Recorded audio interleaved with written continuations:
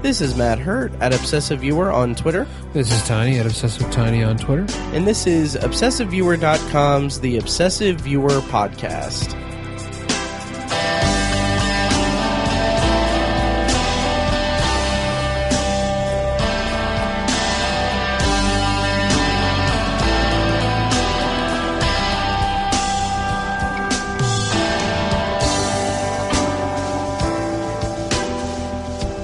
Hello and welcome to The Obsessive Viewer. We're a weekly movie and TV podcast that covers a specific topic, be it genre, trope, movie, or show, each episode. You can find more of our work at obsessiveviewer.com/podcasts, and you can also like us on Facebook and join the Facebook group at facebook.com/theobsessiveviewer. You can also find us on Twitter at the aforementioned Twitter handles, and find our other podcasts on Twitter at OV Anthology Pod and at Tower Junkies Pod. This week on the podcast, we are sponsored once again by our friends over at Horror Movie Yearbook, a podcast exploring the horror movie genre by taking a few different titles from a specific year and reviewing them and contextualizing them into the year that they were released and the pop culture and current events of that year. You can find that at HM Yearbook on Twitter and at horrormovieyearbook.com. And thank you once again to Horror Movie Yearbook and the Midwest Podcast Network for sponsoring this week's episode of The Obsessive Viewer, which, Tiny, today we're talking about Star Wars. The Star Warses. We are. And how are you doing today? I'm good, sir. Good. Are you excited to talk about The Last Jedi? Totes my goats. Nice. And of course, before we do that, I do have a few things that I want to kind of go over, some news items and such. The first thing is that I got bored and I revamped the Patreon reward tiers and reward levels. So what you'll notice if you go to patreon.com/obsessiveviewer is that now anyone who supports us on Patreon with a minimum donation of $1 now gets access to an exclusive RSS feed that is going to have exclusive bonus movie commentary tracks that I'll be recording, and I don't know if Tiny will get in on it at all or not, but what I'm going to be doing is occasionally I'll just record a movie commentary track and throw it on that as kind of a bonus for people who support us on Patreon, because we really like getting money and we really like having you guys support us. So it's going to be just basically kind of sporadic. I'm going to try to hit one every month maybe, but we'll see how that goes. But it'll be just basically when I'm in the mood to watch a movie, and if it's something that's really familiar to me, I'll just record a commentary track, throw it on there, and then you can listen to it on there. So go support us at patreon.com/obsessiveviewer, and check out the new reward tiers also, because I updated them and changed them around and stuff. So speaking of Patreon, Tiny, our friend and Patreon supporter, Matt and Draco. I had some conversations with him after we released our episode, our last week's episode, in which, if you listen to it, at the end of our Potpourri section last week, we discussed the 50 Shades of Grey series. Yes, we did. Yes, and how in February there is going to be a 50 Shades marathon of all three movies in the theater, a total runtime of, I believe it's 5 hours and 5.5 hours. Jesus. Yeah, so we had said that, hey, if someone wants to pay for our tickets, we'll go to it. Oh boy. And I got a message. Pretty much, it was actually, I hadn't even posted the episode yet. We were talking about it to him when we saw the Last Jedi. And the next day he said, so I looked into the 50 Shades Marathon. I'm not sure if I'm more surprised that $25 per person or that they're selling children's tickets. And I said, yeah, that's amazing. $25 is really cheap. And he said, yep, we may have to make this happen. Oh, God. And so he went on to say, I think if you, Tiny, and Fecus would go, I could sponsor this. $75 is totally worth it. Jeez. Yeah, yep. And let's see. Oh, and then I was also really proud of this. He said, the real question is, since you hate taking bathroom breaks during a movie, what would you do for an 8-hour showing? And so I said I would hold it in and use the pain and discomfort as a way to identify with the main character's journey as a submissive person in a BDSM relationship. So let's see. Yeah, so and then a couple days later he said, so are you guys still serious about the 50 Shades trilogy viewing? I'll pay for 2 to 3 people to go if you can coordinate it. Drinks and concessions are on you. As long as you don't tell my wife, she will tell me I'm stupid. So, Tiny, I left that with telling him that I would ask you about it if you were still interested. So I'm putting you on the spot. Are we going to go to a 50 Shades marathon? I'm game. Fuck. I'm game. Awesome. Well, you heard it. You heard it, Matt. Let's do this. Oh God, this is going to be an interesting experience. Sure is. Yep. And then I think probably, you know what would be really cool? Because I'm assuming that they'd have obviously breaks in between each movie. And if we're not too busy like just fanning ourselves from how hot and bothered we are Totally. by it, we should do like a Facebook Live thing after each one. Yeah, we should. Yeah. So yeah, so that could happen. That could happen, guys. Boy. Oh. Our subscriptions will go through the roof. Oh yes. I'll be passing out cards and flyers and stuff at the screening. Yeah. Also, just my phone number. Our numbers will go up at the crack of a whip. Right. Okay, so enough about us. I have 2 pieces of news that I want to throw at you. We'll be dominating the iTunes charts. Oh God, I just see what you did there about the whip. God damn it! I thought you got it. I didn't. Oh, Matt. That just kind of, I don't know. It kind of went over my head like a feather, or like a teasing with a. Anyway. Okay. That was a bit of a stretch. But. Yeah. It's I kind of tied myself up on that one. Oh boy.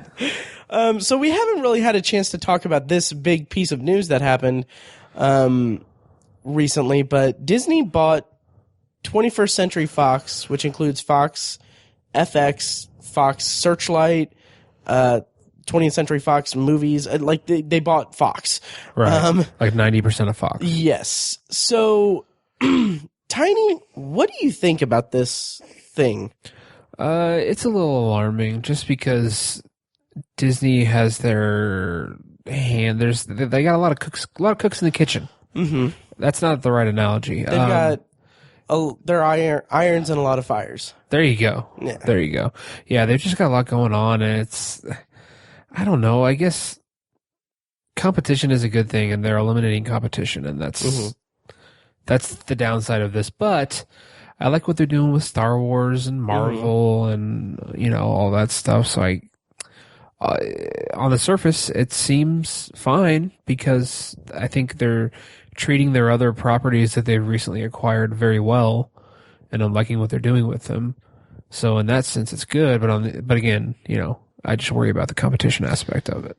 Yeah, and that's kind of where I am too. I'm kind of really uncomfortable about it just because they are just getting a monopoly on things, on the entertainment industry. Like, right. The big thing, like this Fox deal, like I'm not a fan of Avatar at all, but I mean, it's the highest grossing movie of all time.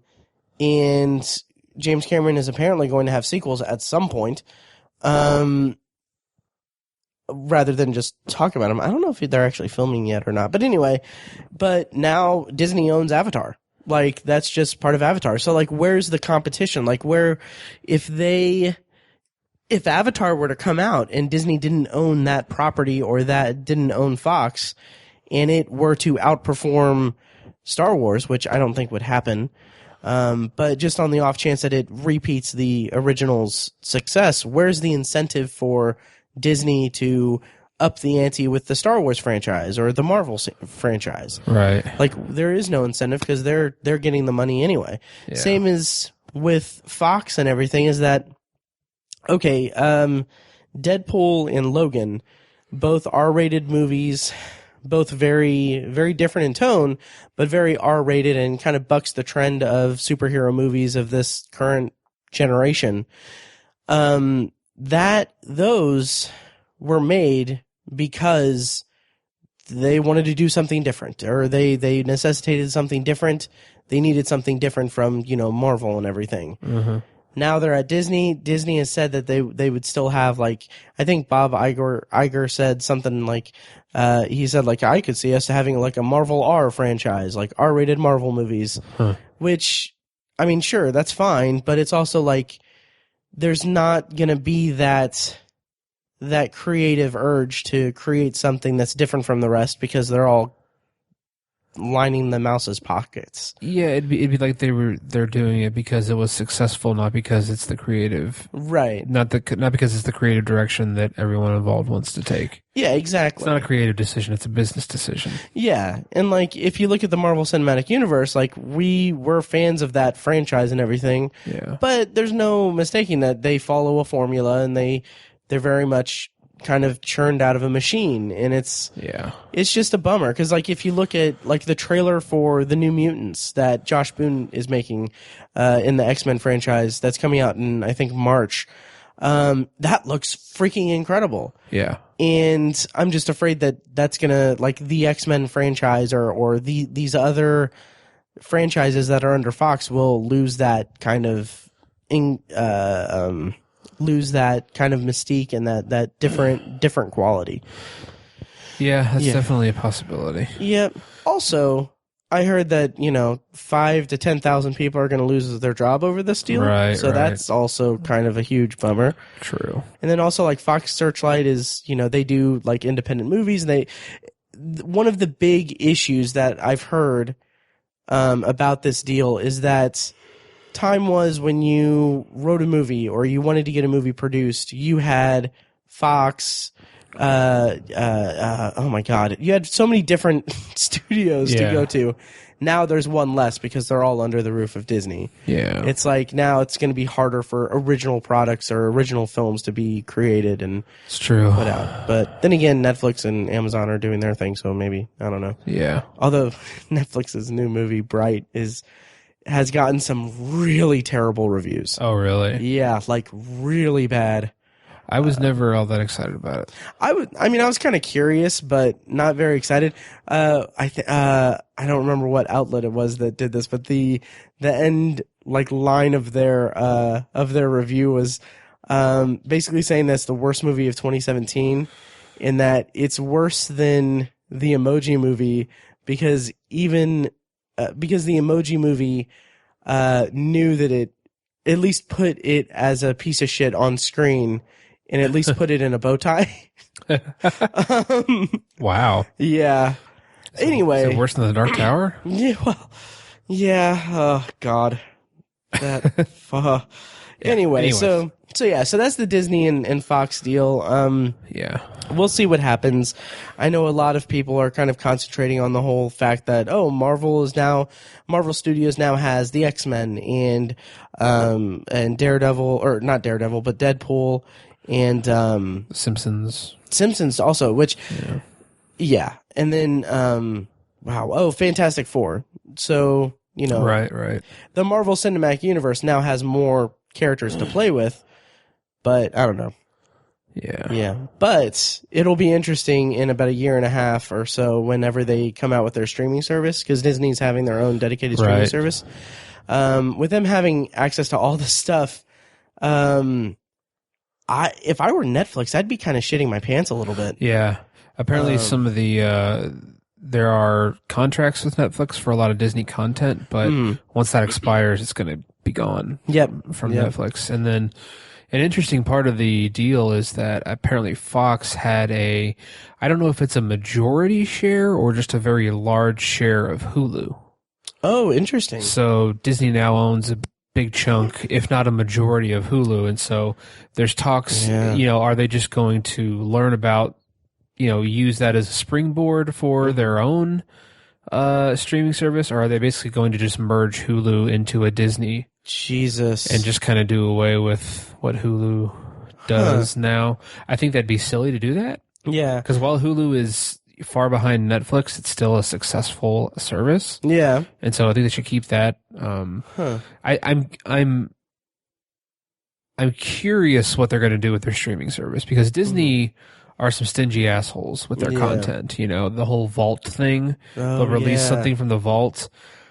And for me, if they do anything less than taking all of their content and putting it on a streaming service, I will be disappointed. Oh, yeah. I'm talking, I want to see Steamboat Willie on their on their streaming service. Like, they need to take everything and put it on there. And if they don't, I think that will be... it's just so unfair to their fans. Yeah. That's what makes me mad about it. Like, I grew up watching certain movies, and I don't have kids yet, but like a lot of my friends have kids. Like my friends who grew up watching Little Mermaid every week, or grew up watching Pocahontas or Aladdin or whatever. They want to share that with their children. Yeah. And that can be pretty difficult to do now because of the whole vault thing. Yeah. Oh, yeah. But if they put it on a streaming service, that would be huge. That would be so big. Do they still do the vault thing? I'm pretty sure. Okay. I'm pretty sure, because if you go look up certain DVDs, they're like, if you look them up on Amazon, they're like $45 because they haven't been in print for 5 years or 15 years or whatever. Yeah. That's the reason why I have that edition of Toy Story. Yeah. That is a I think Chinese import thing. It's Toy Story: The Ultimate Toy Box DVD. Really? Yeah, because back in high school, I wanted Toy Story and Toy Story 2 on DVD. Couldn't find it anywhere because they were gone. It's so shitty. Yeah, for my birthday or Christmas or something. My sister got me like that. And it boggles my mind because it's like, it would be a good business decision because they'd make a crap ton of money off of it. And it would also make their fans happy. So it's a win-win situation. I just don't understand the whole vault thing. And I have a feeling their streaming service is going to be frustrating. Probably. It at the very least, it'll have a pretty big kind of learning curve for them. But we'll see what happens. Right. I'm actually pretty happy with the Movies Anywhere thing that I think that they have. Let's see. I think that they have it. I think it's them. I don't know. But anyway, what I like is that they're Disney digital copies and stuff. Like if you do a digital copy for iTunes, there's no chance you can only watch that damn thing on iTunes. Right.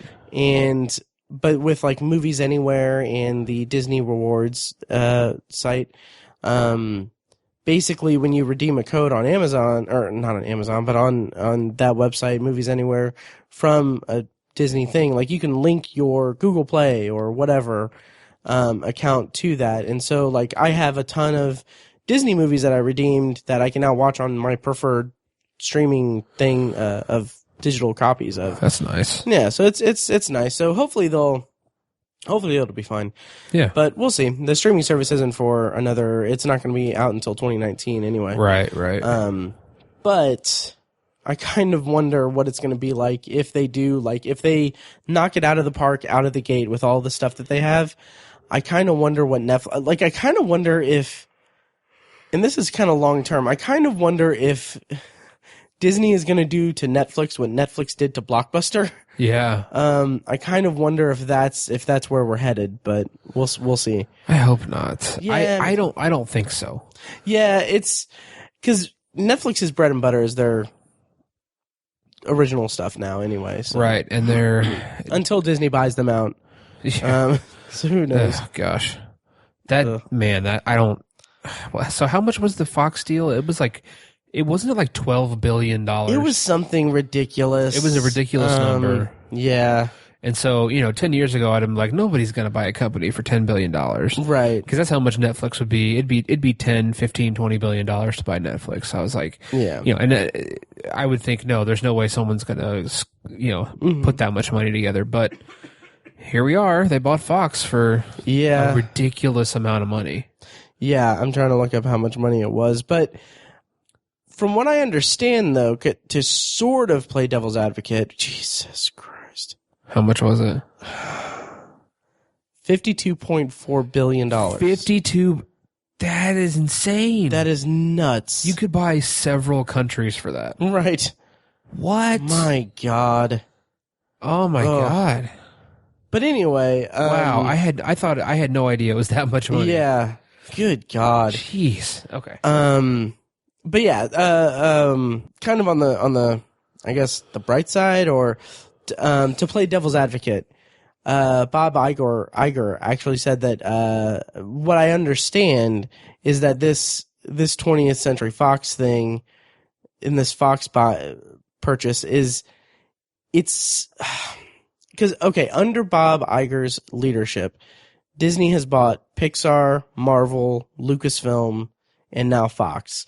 And my understanding is that he has said, I believe that he said that he wanted to buy Fox as like his last big acquisition before he retires. Okay. So maybe that'll be the end of their, expansion and monopolizing and crazy stuff. Empire, yeah. Yeah.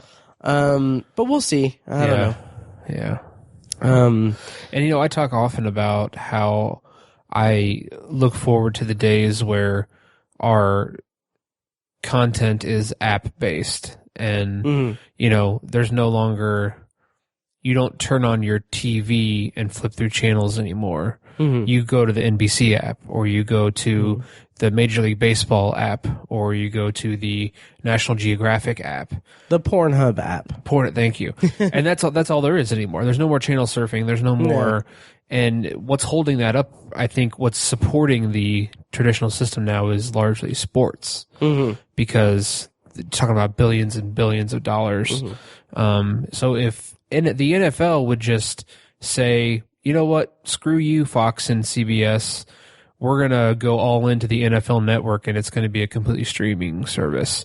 And you can literally just go to your NFL app and pick whichever game or two you want to watch and just watch those games. That would be a huge bargaining chip. And I'm waiting for one huge conglomerate like that to make that jump as a catalyst to launch everything that way. And maybe this Disney thing would be integral in that, but I just talked about how I'm not sure how good it's going to be. So, but that's because of Disney's behavior, not because of anything else. And if I understand correctly, granted, I am not the audience for this, but I think you can get like live streaming sports on like Hulu or something. You can, yeah. There's ways to do it now, but not like turn on your TV and go to the NFL app. I want it to be the point where like they don't.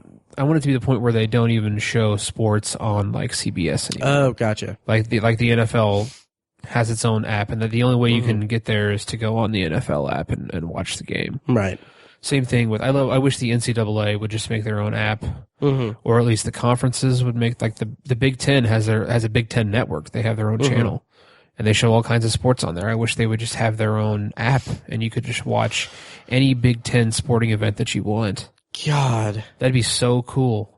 And I'm not even a sports fan, but I just, if that were a possibility, I would just be like, that would blow my mind. Like that would, on behalf, like for sports fans, I'd be like, that would be pretty incredible. Yeah, the MLB has a version of it on the Roku. My brother and father-in-law are big Cleveland Indian fans. Oh, nice. Because that's where my father-in-law is from. But they can't. Those games are not on television here in Central Indiana. Right.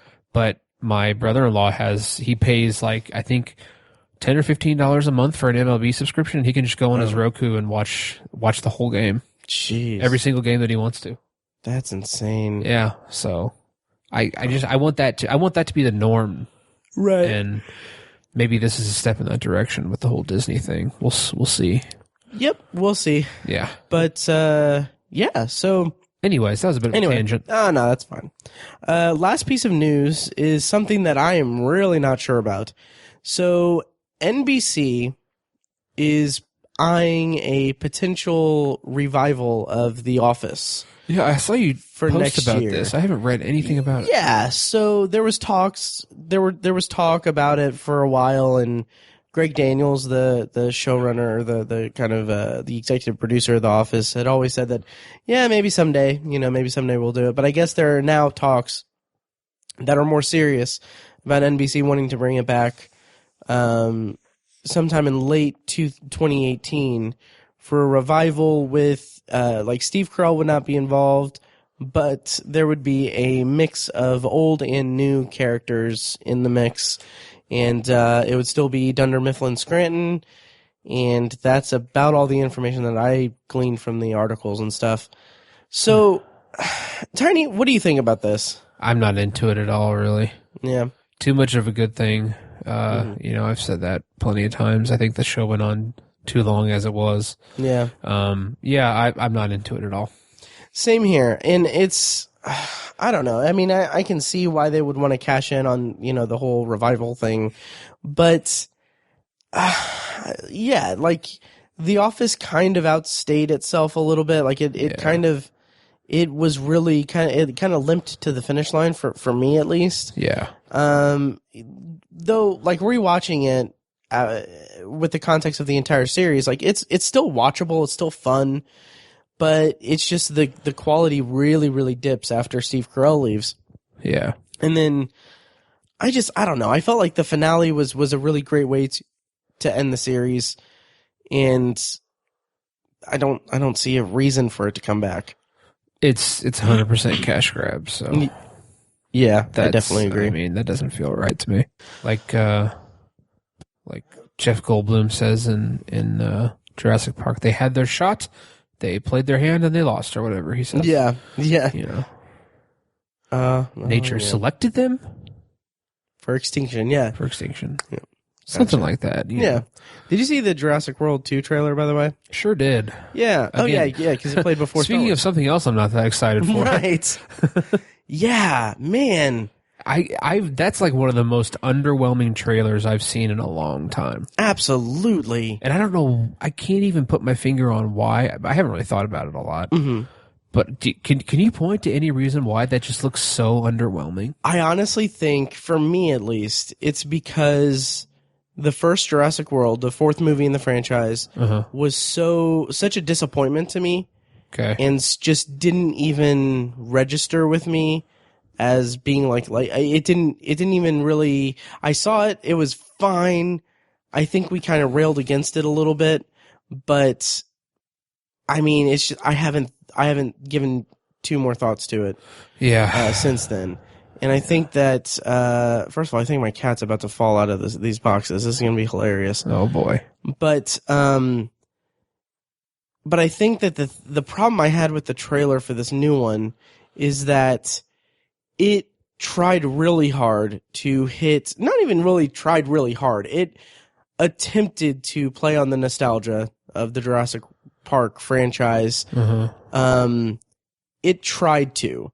None of the nostalgia or anything, none of the nostalgia beats in the trailer hit me at all. Like, even seeing Jeff Goldblum again, saying, repeating his kind of iconic line, "The life finds a way." Yeah.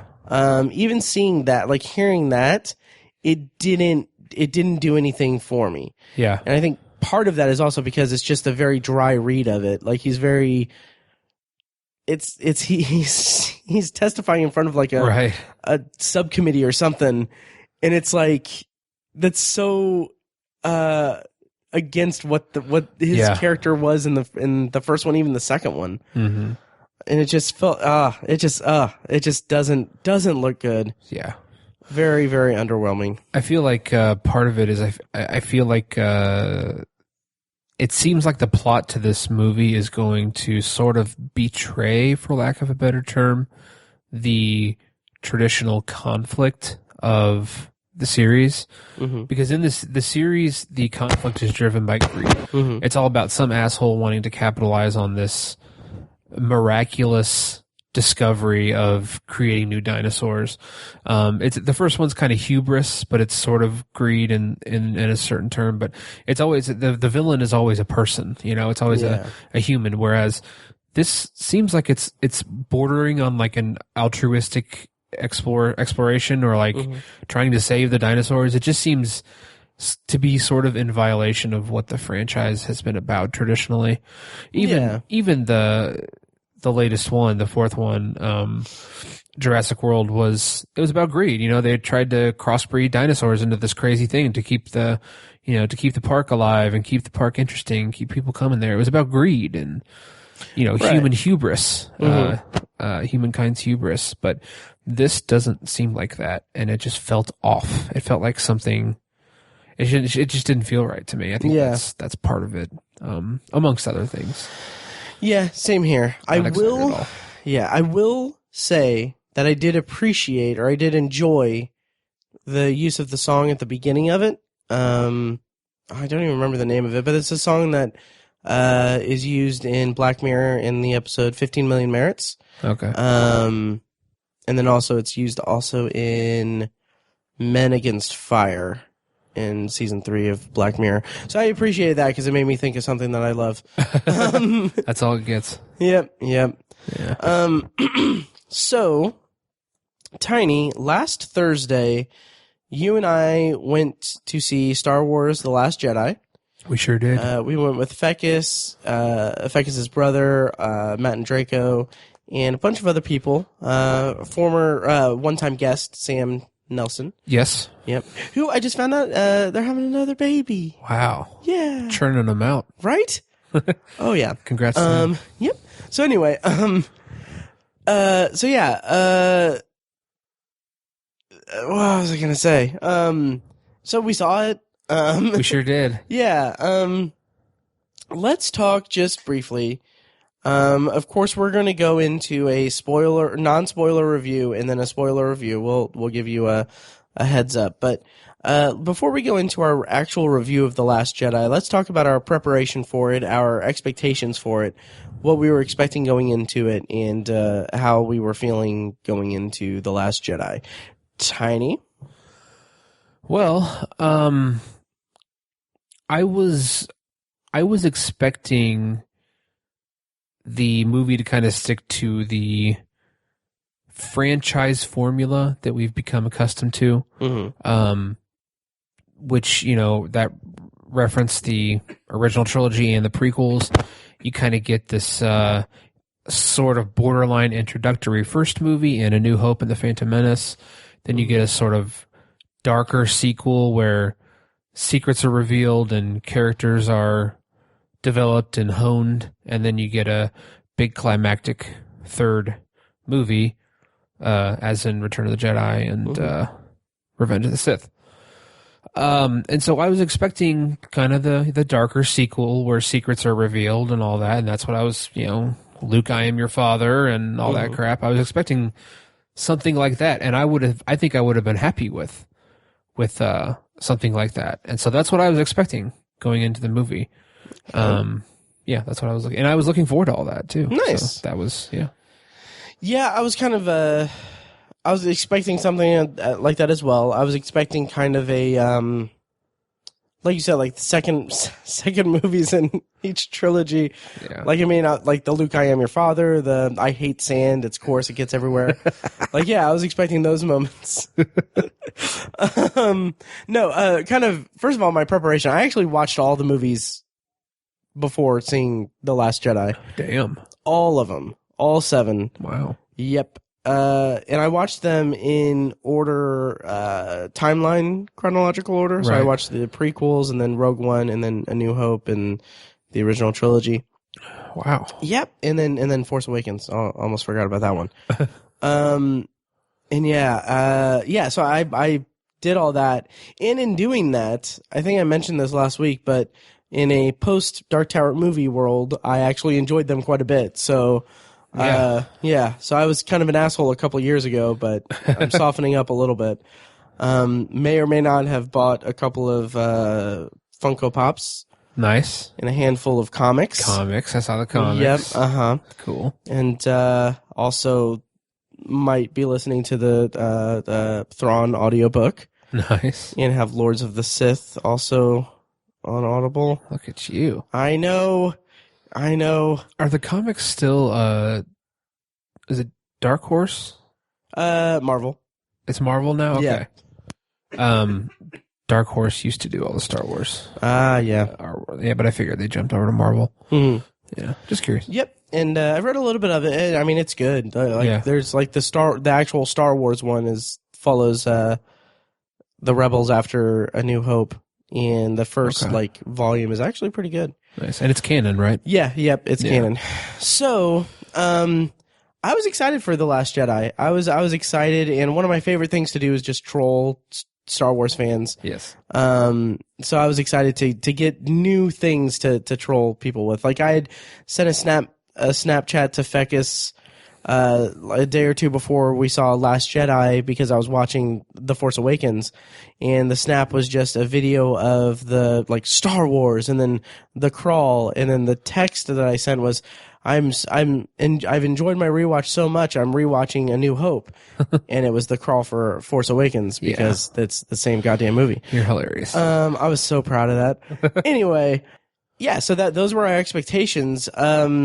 Kind of in broad terms, non-spoilers, what did you think about The Last Jedi, and where does it rank with you in the franchise itself, and where does it rank with you in the Disney movies? Okay. I really, really, really loved it, which is not a shocker. I was, of course, bound to love it, but I liked it even more than I thought I would. It surprised me in so many different ways. I think I like it better than The Force Awakens, and that's not really too hard of a decision not to shit on The Force Awakens, but it's definitely better, I think. In the Disney movies, since they took over, definitely number one. In the franchise as a whole, it's a top three-er, I think. Nice. I think it's up there with A New Hope and Empire Strikes Back. Thank you, Jesus. I think it's up there with those. I really do. It's not the best. It's not my favorite, but it's up there. I mean, it's kind of hard to talk about it without spoiling it, but right. I was just pleasantly surprised so many times throughout the movie. I love the direction they took the characters.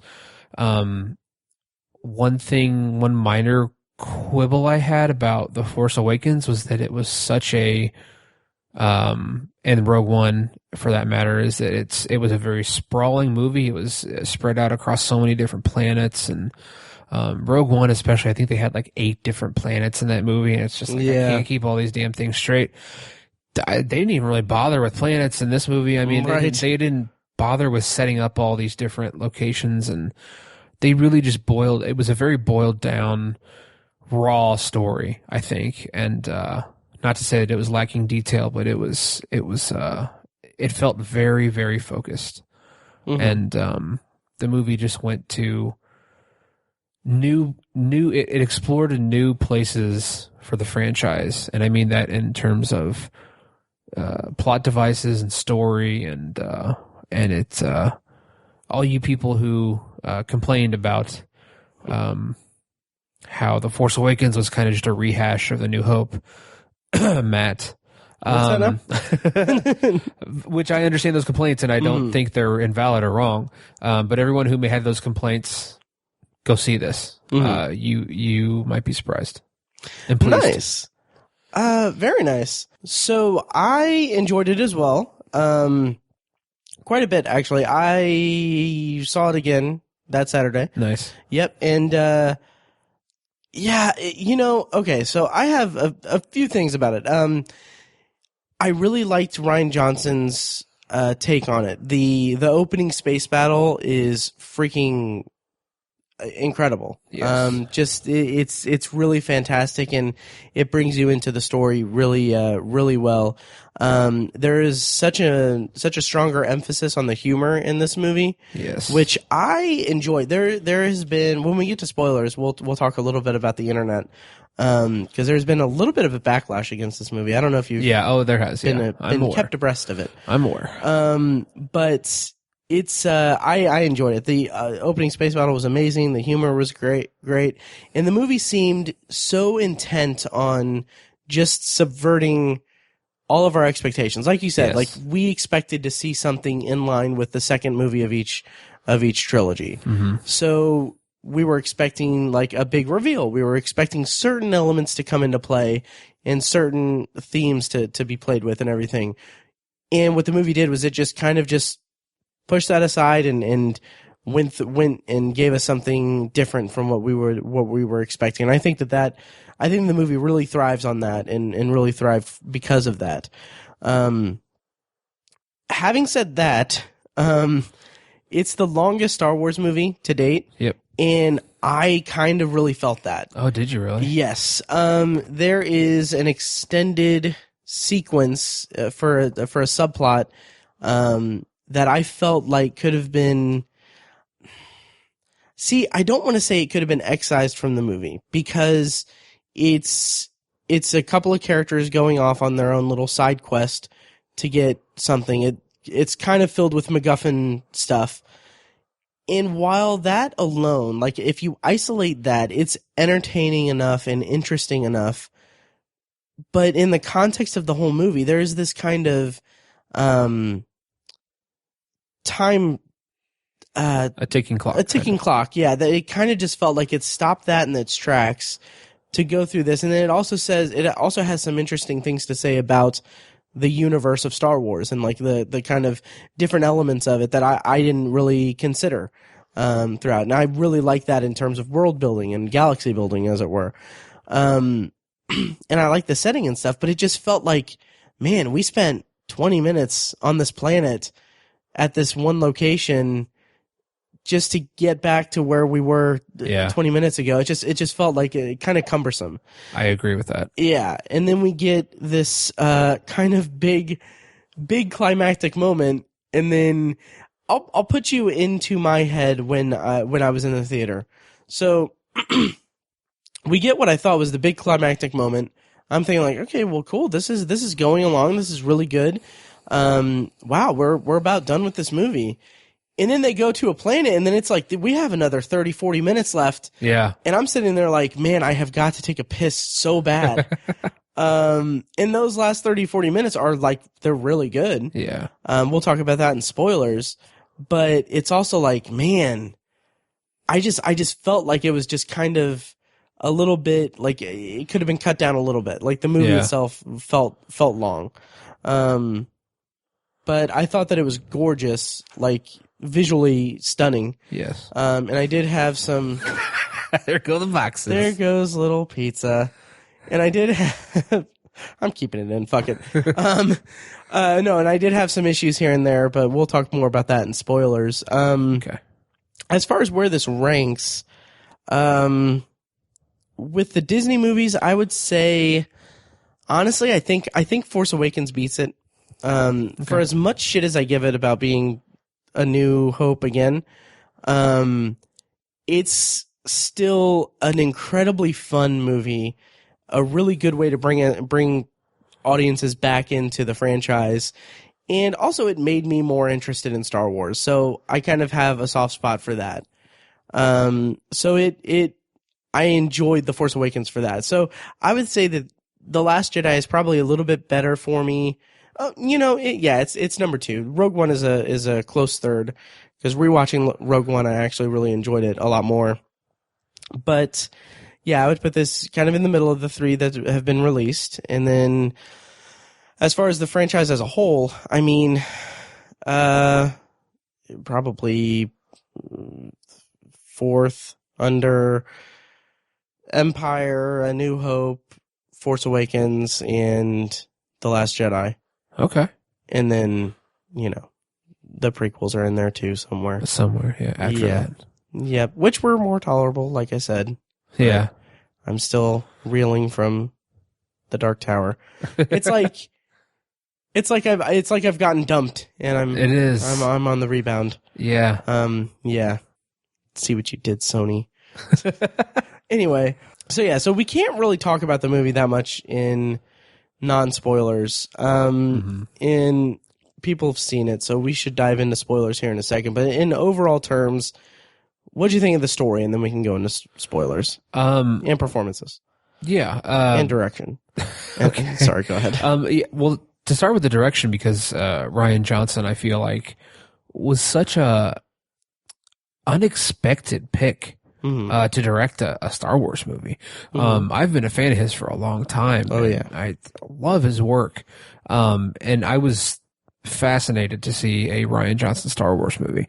And interestingly enough, it doesn't feel like a Rian Johnson movie. I think, not to discredit him or anyone, it's just Star Wars is it's its own thing. You can't really do too much of your own flair or signature or style and still be true to the franchise. It's kind of like coming into a TV show. You know, you can't just do your own thing. You know, in the fourth season of a TV show as a director, you kind of have to stick to a format. And so I feel like even though he was a great pick, I feel like he stuck to the format really well. And he stuck to the format of, you know, like visuals and what the characters are and the canon of the story and all that. Not to say that the movie was formulaic. It's kind of hard to explain.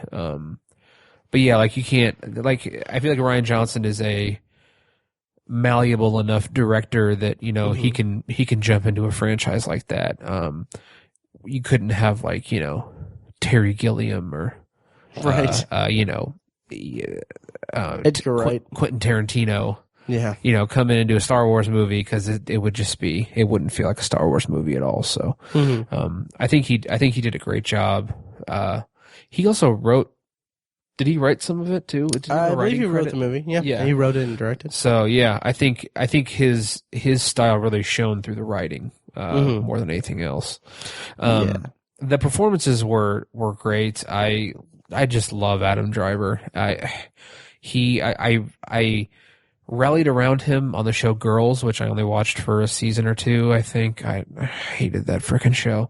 But he was the bright spot of that show the whole time I watched it. I always loved it when his character was on screen, and that's when I really noticed the guy, and I've been following him ever since. So he's continued to be great as Kylo Ren and Ben Solo. He's just phenomenal. And then Daisy Ridley, I think, really took off in this movie. She's just so unsure in the first movie, which that character needs to be. The character needs to be very unsure and fish out of watery, you know, that she has to be that way. But to see her discover more about herself and come into her own as Rey in this movie was phenomenal. I think she's a great actress, and I'm glad that she got to start with Star Wars. I think we're going to see her for a long time. Yeah. And she's not going to fall prey to the Star Wars syndrome where her career just nosedives after the franchise is over. Or after she's done with it. So I loved her. John Boyega, the issue that Matt brought up with the kind of subplot, I feel like his character got bogged down in that a lot. Yeah. And that was really a shame. Yeah. Because he's such a delightful guy. You know, it kind of felt like they weren't, like, Rian Johnson wasn't sure what to do with Finn. Yes. Yeah. And that's evident. Like, his first scene, like, immediately it's like, where's Rey? Where's Rey? Right. It's like he is so fixated on Rey that he doesn't have much of any story to himself. Right. And I feel like that's a big shortcoming to the movie, because Finn as a character is a fascinating character. Yeah. He was a stormtrooper who became a resistance hero. He's a turncoat. Yeah, you know, there's so much there to play with, and then I feel like it just, like you said, it got bogged down with that side quest to Space Vegas. Yes. And it's just it was such a disappointment to me. Right. But yeah, and yeah, as far as acting, I really liked really all the performances. I love Oscar Isaac, and I love Poe Dameron. I thought he did just such a great job. Yes, he's great. Yeah, I was going to mention him. Yeah, I remember you last year saying, or 2 years ago, saying the movie needed more Poe. Yeah, Force Awakens needed more Poe. We got a lot more of him, and he's wonderful. Yep. So, and then of course, you can't talk about the characters and the actors and everything without mentioning Luke Skywalker for the first time in 30-some years. Right. I realize he makes an appearance in the end of The Force Awakens, but he doesn't say anything. Right. He's just there. So this is really like the first appearance of Luke Skywalker in like 30-some years. Yeah. And I remember like that's what I was looking forward to with The Force Awakens, and I felt like we didn't get it really, even though technically we did. But you know, this felt like this was the moment for that. It was Han's movie. This one was Luke's. Exactly. Yeah. Exactly. That's what it felt like, and just I was like shaking with excitement in regards to that. And Mark Hamill did great. You know, he's Luke's always been his character, and I haven't seen him in anything in a long time. I've seen his voice, heard his voice a lot. Yeah. But I think the last thing I saw him in was Jay and Silent Bob Strike Back. He was also in. No, I saw Kingsman. him in Kingsman. That's for it. like almost a glorified cameo. That's right. Yeah. Anyway, yeah. it was just great to see Luke Skywalker again. And with his sage wiseness, that was an interesting turn to see him take. It was great. Yeah. Yep. Yeah. I liked his arc as well, and we'll talk about it in spoilers. So let's just go right into spoilers then. Yeah, we'll play a clip from the trailer, and then when we get back, we will be going into spoilers for Star Wars The Last Jedi. So be warned and stuff. Okay. Something inside me has always been there. But now it's awake. And I need help.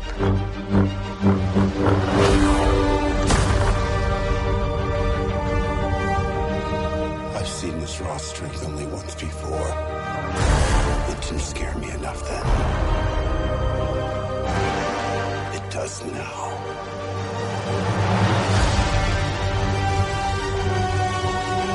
Let the past die. Kill it. All right, and we are spoilers on for The Last Jedi. Now, before we get into our thoughts on it in spoilers and everything, I want to talk about the backlash a little bit, and the fan backlash. Yes. Now I am a newcomer to this little franchise you guys are big fans of.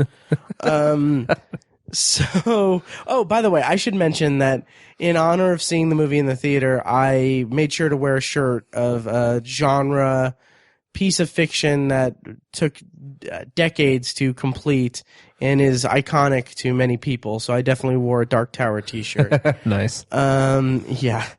And, it's so much fun to troll you guys. Anyway, so the internet, okay. So I haven't read much about the backlash. All I know is that people are super pissed because the movie didn't feel like Star Wars to them. It ruined Luke Skywalker by making him turn away from the Force. And they felt like it had too much humor, too much of a Disney feel. They were pissed off because Rey is nobody and of any significance. And they felt like this was a disservice to the Skywalker saga, as it were. And then there were a couple other things. But there was such an angry fan base, like there was so much anger, and you would say that that probably came from fear, and then the anger that's going to lead to hate, and then hate leads to suffering. Nice. You're welcome. That wasn't ham-fisted at all. Hashtag prequels. So there was actually a what's the word I'm not tantrum. Oh, petition. A petition. Yeah, a petition to. And okay, I have to laugh at this. I really do. It's pretty bad. Yeah, there's a petition online to have The Last Jedi erased from the Star Wars canon. Yep.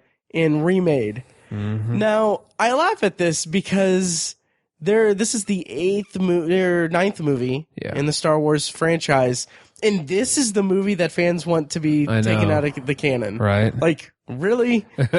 And yeah, that just made me crack up quite a bit. I don't know how serious they are, but there are so many just really angry fanboys. And well, in the defense of Star Wars fanboys, last time I checked, that petition only had like 1,800 signatures, which for the internet is nothing. That's true. And for Star Wars fans, that's nothing. That's true. Yep. But it still exists. Like, why? Like, what? Yeah, it's bad. It's Yeah. stupid. It's stupid. And on a more serious note, I want to point out this video that went viral of people in attendance of a theater, an AMC theater in California, the night of the premiere, that basically the sound didn't work in the theater, so they had to turn it off. So there is a viral video of just these people, like obviously it's a packed house. They're packed into the lobby of the theater outside of the auditorium, and they are screaming at the employees of the theater, yelling for them to start it over and start it over and like just yelling expletives at them and just treating them like garbage people. And I might actually rip it and put it into this audio here. So here's a clip from this video of people just yelling. It's frustrating. My popcorn's cold.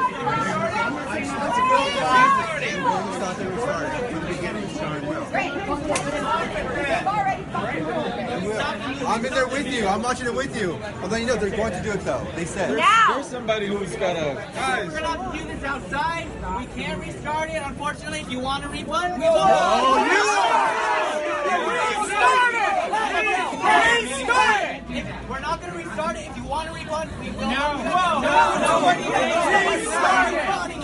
If you don't want to stay, that is your prerogative. Go to get services right now.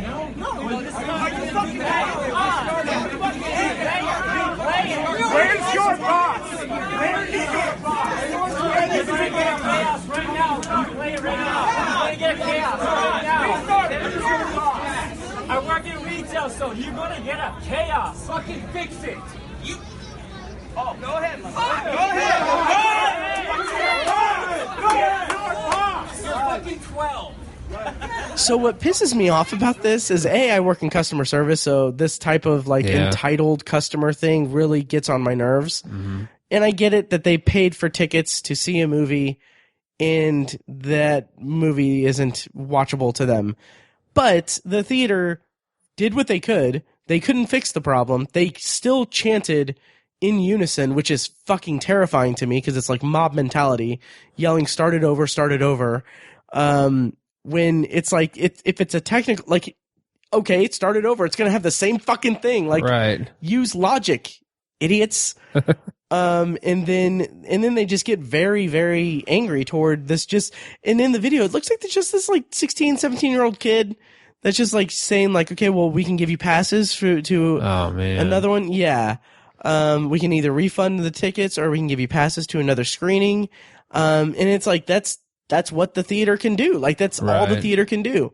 But you have this big group of fans who, for some reason, feel like they're entitled to just treat this person who didn't do this to them willfully like complete garbage. And I'm like, I fucking hope that, I wish I could go back in time, go up to each and every one of them and be like, Rey's parents are nobody. Snoke gets killed halfway through the movie by Kylo, and Luke dies. Right. Like, I wish I could spoil the fuck out of it for them, and I am one who vehemently hates spoilers. Right. But it just got so under my skin.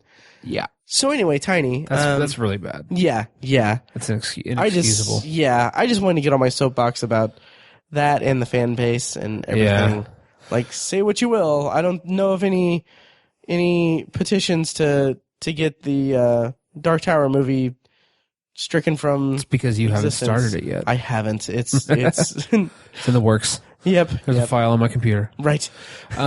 So my response to all the backlash is pretty much just get over it. Yeah. So everyone's entitled to their opinion, but like, everyone's like, oh, there's too much humor in it. It's too Disney-fied. It's not in the spirit of the rest of the movies, and it does away with the Skywalkers. My response is it's about damn time. That's needed to happen because, let's face it, the Skywalkers, half of them turned into Siths, and one of them isn't even really a Jedi. She just kind of has some Force leanings. get over it. They're not that incredible. I mean, they're interesting, and I like the Skywalkers, but like Anakin Skywalker is a big fuck up, and Luke Skywalker's kind of a fuck up. Leia is a politician essentially, and Kylo Ren is an ambitious kind of little asshole. So like, let's get someone else in there. It's time for some new blood. Yeah. And here's Rey. And you know what? The fact that she comes from nothing and that her family is not a Force family or whatever, that's awesome. That injects so much hope into this franchise because, it's a cool idea that it's kind of like Harry Potter, where you can come from a magic family or not, or you can come from Muggles and you still have this incredible power. Like that's a very hopeful idea, and I think that provides richness to the story, and I think Star Wars kind of needs that. It's much more of a rooted in. I keep coming back to the word hope. It's rooted in hope and this idea that you don't have to be some special royal sanctioned kind of person just to have the Force and to use the Force and to become like a Jedi. I think it's an awesome idea, and I think it provides so much more. It provides so much more potential to the universe and to that galaxy far, far away about what direction, what kind of new stories can come from that world, that galaxy. And as far as I know, I'm a Star Wars fan, but I'm not privy to all of the rules or ideas of it. As far as I know, it's never been explicitly said that the Force is part of biology or like a lineage. Like you have to be genetically linked to someone who can have the Force. You know what I mean? Like, even though it's almost a little bit implied because it's all like the Skywalkers and, all these, because of the Skywalkers, it's kind of implied, but there have been so many other characters who use the Force. Yeah. Who we don't know their lineage. The entire Jedi Order in the prequels. Right. Yeah. We don't know their lineage. We don't know who they came from, where they got their powers from. It's only we only had that assumption from the Skywalkers. And I guess it was kind of a safe assumption to make after 6 movies. But the fact that they're flipping that on its head so late in the game is a really nice surprise. It's a nice thing. It's a nice surprise, and it's cool, and it changes it up. It's refreshing. Yeah. Yes. So shut up. I mean, it's cool. I liked it. I loved that they did that. Yeah. Couple things. First of all, I feel like we're going to get some hate mail for you calling Rey a mudblood, essentially. And yeah, I agree with you. Like, it's frustrating because, and what I feel like, what I feel like the issue is, what I feel like the backlash is born from, is that these are people who live their entire lives for Star Wars. Yes. They are the diehard Star Wars fans, that they're not viewing it as, a movie that we're reviewing on a podcast for a franchise that one of us loves at least. But they're seeing it as like, this is the next part of my childhood, reconnecting with it. And I get that. I definitely get that. But one of my biggest issues, one of the biggest reasons why I haven't been able to connect with the Star Wars franchise itself is because it is so closed off.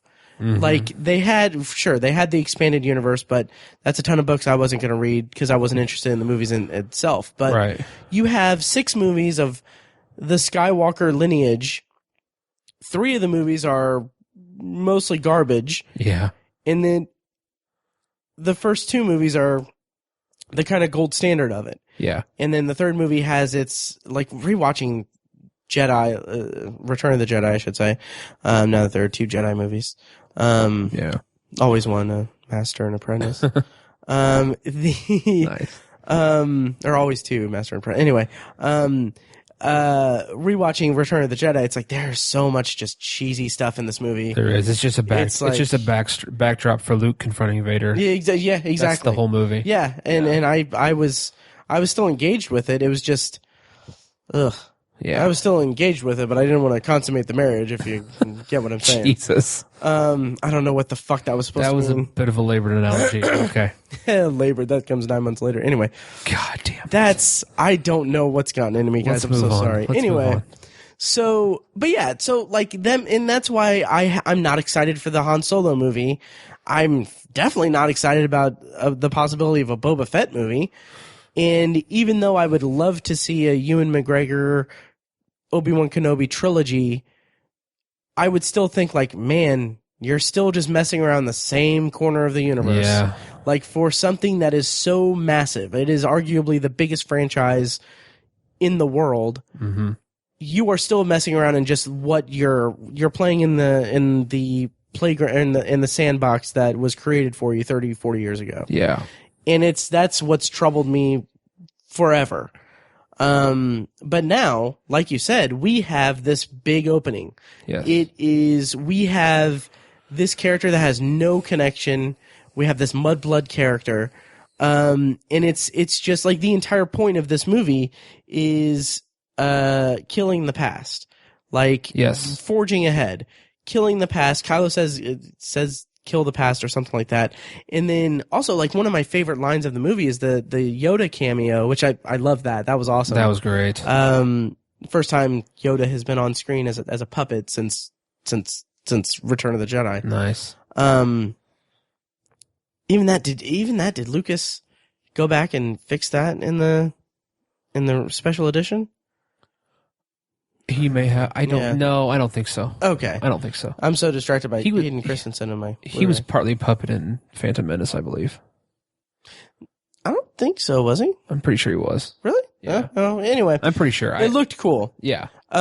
So, one of the best things about the entire movie is when he says that, I can't remember the exact line, something to the effect of, they outgrow us. That's the burden of every master or something like that. Our students outgrow us. And so it's just because his whole point is that Luke has been living in the present, or living in the past and kind of confined himself to, to the Jedi text, the original Jedi texts that, I'm sorry, but I'm just like, okay, this is the original Jedi temple and you have the kind of the original Jedi texts from way back in the day. It's like 4 notebooks. Like you would think there would be like the Citadel in Game of Thrones. Like you would think it would be that level of stuff. But let's just get into the actual spoiler discussion because we haven't even really scratched the surface of the entire movie. Mm-hmm. So let's start with the Resistance running out of gas thing and hyperdrive thing. Mm-hmm. That part may have given me my biggest. Maybe not biggest point of contention, but one of my biggest points of contention, because as interesting and unique as that was to the Star Wars franchise, it was the same plot of the Battlestar Galactica episode 33. Yeah, it was. Like, almost exact same plot. Mm-hmm. Except slower, because in 33 they were jumping every 33 minutes. Right. And like that, I even talked about it in a Potpourri section within the last year or so, that episode of Battlestar Galactica is it's one of the coolest like science fiction episodes of television I've seen. Yes, I agree. And it's just kind of a bummer that it's a Star Wars movie now. Right. Did you pick up on that? How did you feel about that and that whole subplot? Yeah, I think it provided a good platform for the rest of the story to develop, but it was very derivative.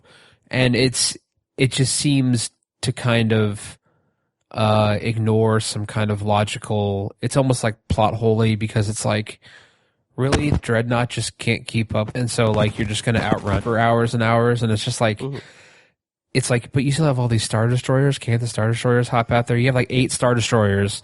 You tell me you can't take down this little, armada of a few ships.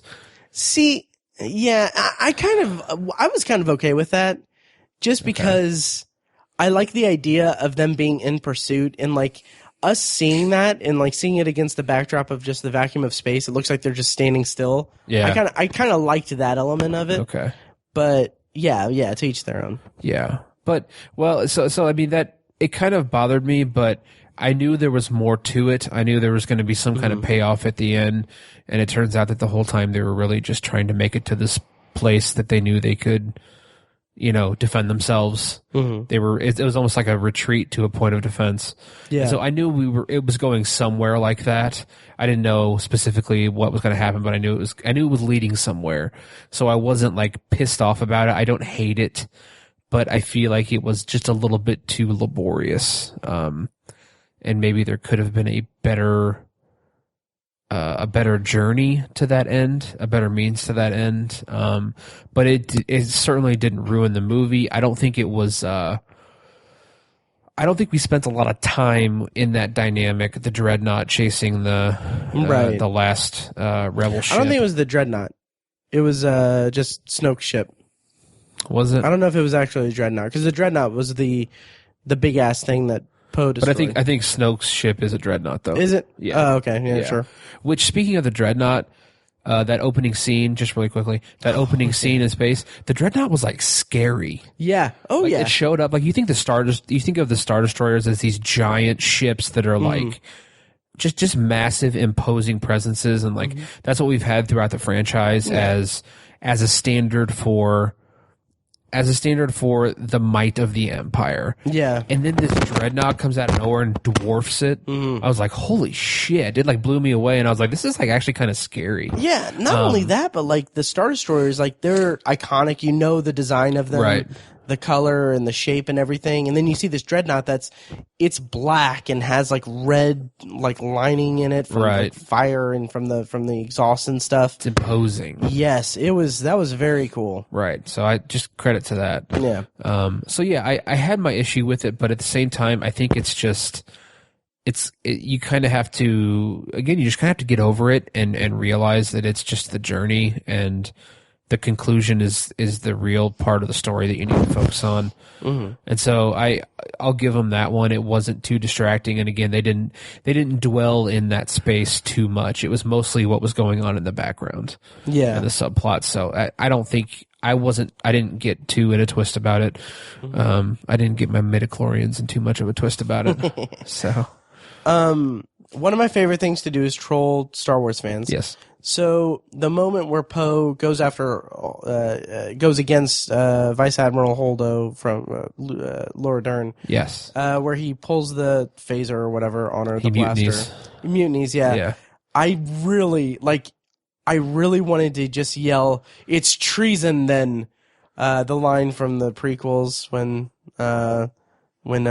Palpatine is confronted by Mace Windu, I think. Yeah. And then he's being taken into custody, and then he's like, "It's treason!" Then anyway, I don't even remember it was funny that. in my head. Yeah. It's one of the like memes on prequel memes. On the prequel okay. memes subreddit. Yeah. So I really wanted to say that.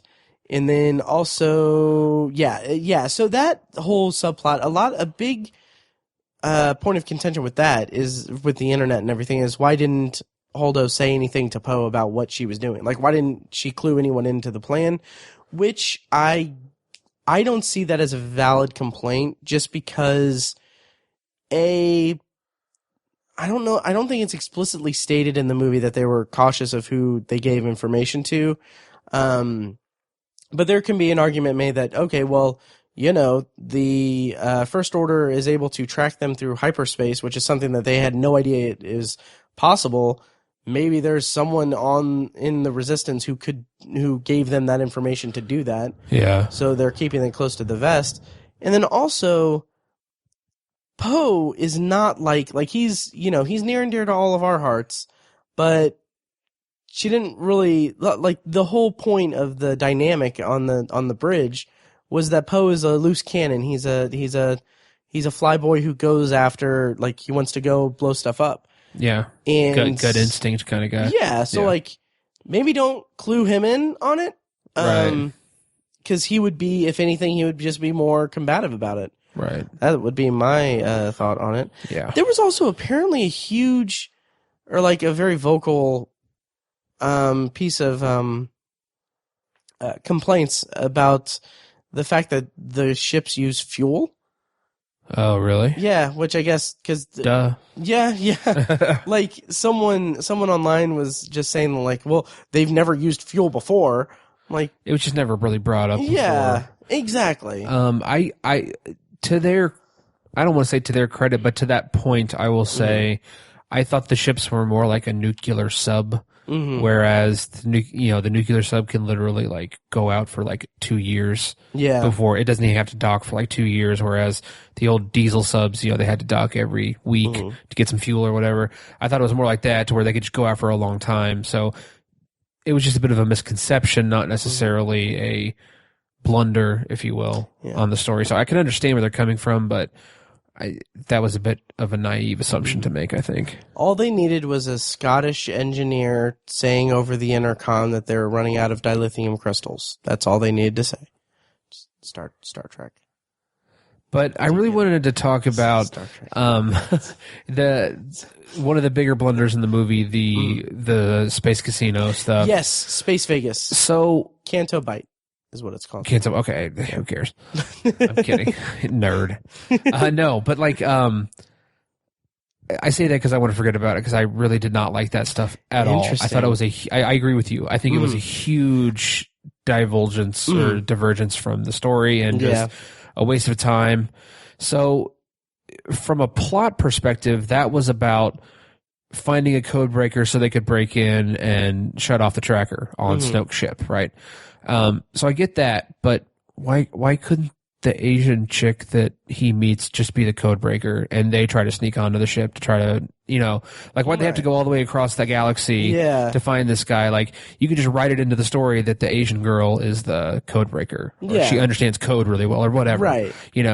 So but the inspiration for that sidetrack to go all the way to Space Vegas, which then we're going to call it that. Fuck the name of the planet. It's Space Vegas. I think the inspiration for that was to kind of throw a wrench into the Star Wars political universe. Yeah. Which has been so cut and dry and black and white and blasé over the last 6 or 7 films. Yeah. It's never been a very convoluted or a very complex thing. But what this did is it kind of pointed at how the politics of Star Wars is kind of the politics of Earth. No, like the politics that we're used to. It's all shady, under the hand. Everybody is just out for themselves, and it's kind of like some of the negative qualities that we see in the Empire are actually qualities of the rebellion. Yeah. And the Alliance, the whole war machine thing and how there's always someone who's profiteering. There's always someone in the galactic government who is in the business of furthering themselves and gaining power, and money is still the primary motivator in this galaxy, and people will do anything to get it. And so it kind of introduces that idea that has not been present in any of the other Star Wars movies. And I think that's really interesting. I'm glad that's part. It's part of this whole theme of killing the past. Yeah, and creating a new part of the story. It muddies the waters between good and bad. Like it paints the galaxy in shades of gray, which is you might even say. I mean, there's so many. There could be like 50 shades of gray. God there. Damn it! But don't do that. Wait till February. I don't force. I force hard. I don't know. That didn't even make sense. Nah, but anyway. Yeah. No, but like, and that's what I love about it. And I think that might be maybe deep seated somewhere, like where some of the complaints come in, because Star Wars has always been like, oh, good versus evil, light side versus dark side. That's it. Yeah. Yeah. And here we have, okay, well, the people that are bankrolling the First Order are also the people that are funding the resistance. Right. So, and everyone's just making money. It's pointless to be on one side or the other because it's all muddy together. Yes. You have Luke Skywalker saying like, "Oh, the Force isn't anything that the Jedi own. It's just something that binds everything together." Right. And like that's something that I just feel is so great to expand the universe. Right. Like expand what we know about it, make me more interested in it, for Yes, God's sakes. I agree 100%. Yeah, and that's the one saving grace of the Canto Bight Space Vegas sequence is that it incorporated the political structure and the funding of the war that is the Star Wars Right. into it. But yeah, it was kind of a drag. It was. Like the second time I saw the movie, I was sitting in my seat and I was like, I really should have gotten like a drink at the concession stand because like it was like the theater was like burning up because it was a packed house and like people breathing and stuff. So I was like, all right, well, hey, they're at Space Vegas. I'm gonna go run to the concessions. Nice. Also got a free large drink because I didn't redeem my my Stubbs reward for my birthday in June. So yeah. Nice. But yeah, so Space Vegas was a bummer. Yeah. Although I did like that location and the idea of Space Vegas. I thought that was cool. Yeah, I agree. Yeah, all the creatures that we saw was really satisfying to me. Yeah. And then let's go into this a little bit more. So, yeah, all that was interesting and it planted the seed for the last shot of the movie, which we'll talk about later, I'm sure. But more importantly, it developed the characters of Finn and Rose together. And then one thing that I just didn't get, or I didn't quite like really, is that toward the end when they're on the final like battle sequence and stuff, when Rose saves Finn from sacrificing himself, and then she says, it's not about fighting what we hate, it's about fighting for what we love, or saving what we love. Right. And then she kisses him. And I'm like, was that supposed to be like a romantic kiss? Like, yeah, I think it was. and I think so too. And I'm just like, I don't like it. Yeah, we didn't need that. No. Like, it just felt like so, like, cause up until that point, nothing about their relationship felt like a romantic connection at all. No. Romantic chemistry. No. It just felt like they were just, Out of left field. yeah, it just felt really weird to me. It did, I agree. Yeah. This franchise does not need a love triangle. No. I am not interested in that at all. And I feel like they were totally setting it up as that strictly through body language of the characters. There's nothing that was really Right. said, no dialogue, but Finn is kind of tending to Rose, and Rey sees it and has kind of some body language where she's like, "Oh, what's that?" And it just plants the seed that there's going to be some kind of love conflict there, and I'm just not into it. I don't want to. Wait, Rey was jealous of? Yeah, or like it's like she noticed and she's like, "What's that?" Like, why is she was thinking? She had body language that was suggesting that she noticed that he was lovingly attending to Interesting. Rose. See, I didn't read it that. I didn't pick up on it that way. I just kind of felt like she was all like, "Oh, cool. The stormtrooper's not going to be into me anymore." Okay. See, I didn't see it that way. I saw it as jealousy. Oh, okay. Interesting. Because also we get the scene around that same time where Poe introduces himself to Rey. Yes. And I said this in the theater. I said this after I saw it with for the second time. But I feel like Rey definitely gave him some like, oh, fuck me eyes. Yes, a little bit. Yeah, so I feel like that is like the big remote romantic thing, which also that was kind of one of the big things about the movie that kind of left me a little unsatisfied because it hits the reset button pretty hard on a lot of the things that are established in The Force Awakens. Yeah. So much so that I kind of left the movie thinking like, we have one more movie in this trilogy. Like, yeah, exactly. I kind of wish that there was more room to play with these characters. Right. Are they going to resolve all this in one movie? Yeah. Yeah. Yeah. But yeah, the kids. Oh, let's talk about DJ, played by Benicio del Toro. Yes. What did you think of him? He was fine. Again, I liked his role in throwing a wrench in the Star Wars politics. So I appreciated him for that. But I feel like his whole like stuttering thing was just like, why does he have to do that? Like, Why does that have to be a part of his character? Mm-hmm. I just thought it was kind of weird. See, that didn't really bother me that much. I kind of felt like it was a fun little affectation on it. Yeah, it was. I don't have a big problem with it, but I was just like, why can't he just be a straight up character? You know, why does he have to be so? I feel like they do that a lot with Benicio del Toro and a lot of his roles, like as the Collector in Guardians of the Galaxy. Like he always has some weird thing with his voice. Yeah, even like The Usual Suspects. That's true. Yeah, he just has a weird thing with his voice all the time. It's just like, just talk, man. I don't know. It just kind of bothers me sometimes. But yeah, I can see that. Yeah, he was fine. Again, I don't think his character was needed at all. I think you could have had the same amount of conflict by just adding in the Rose character. I just don't think he was necessary. I liked his turn at the end where he turned them in. and yeah. And I like that wasn't resolved at all. Like he didn't have the like Han moment where he came back and saved the day. He's just like, nope, I'm out of here. Right. I got my money. I got my ship. Hey, good luck. That's true. I liked that because it kind of hammered home the point of the character. Yeah. Which, by the way, the whole infiltration of the First Order ship and Snoke ship and everything, first of all, I mean, it wouldn't be a Star Wars movie if they didn't dress up in the enemy's uniform and infiltrate their base. But right. I feel like this has also been a complaint, but I had no problem with it because I actually enjoyed it. Captain Phasma and Finn, their like battle.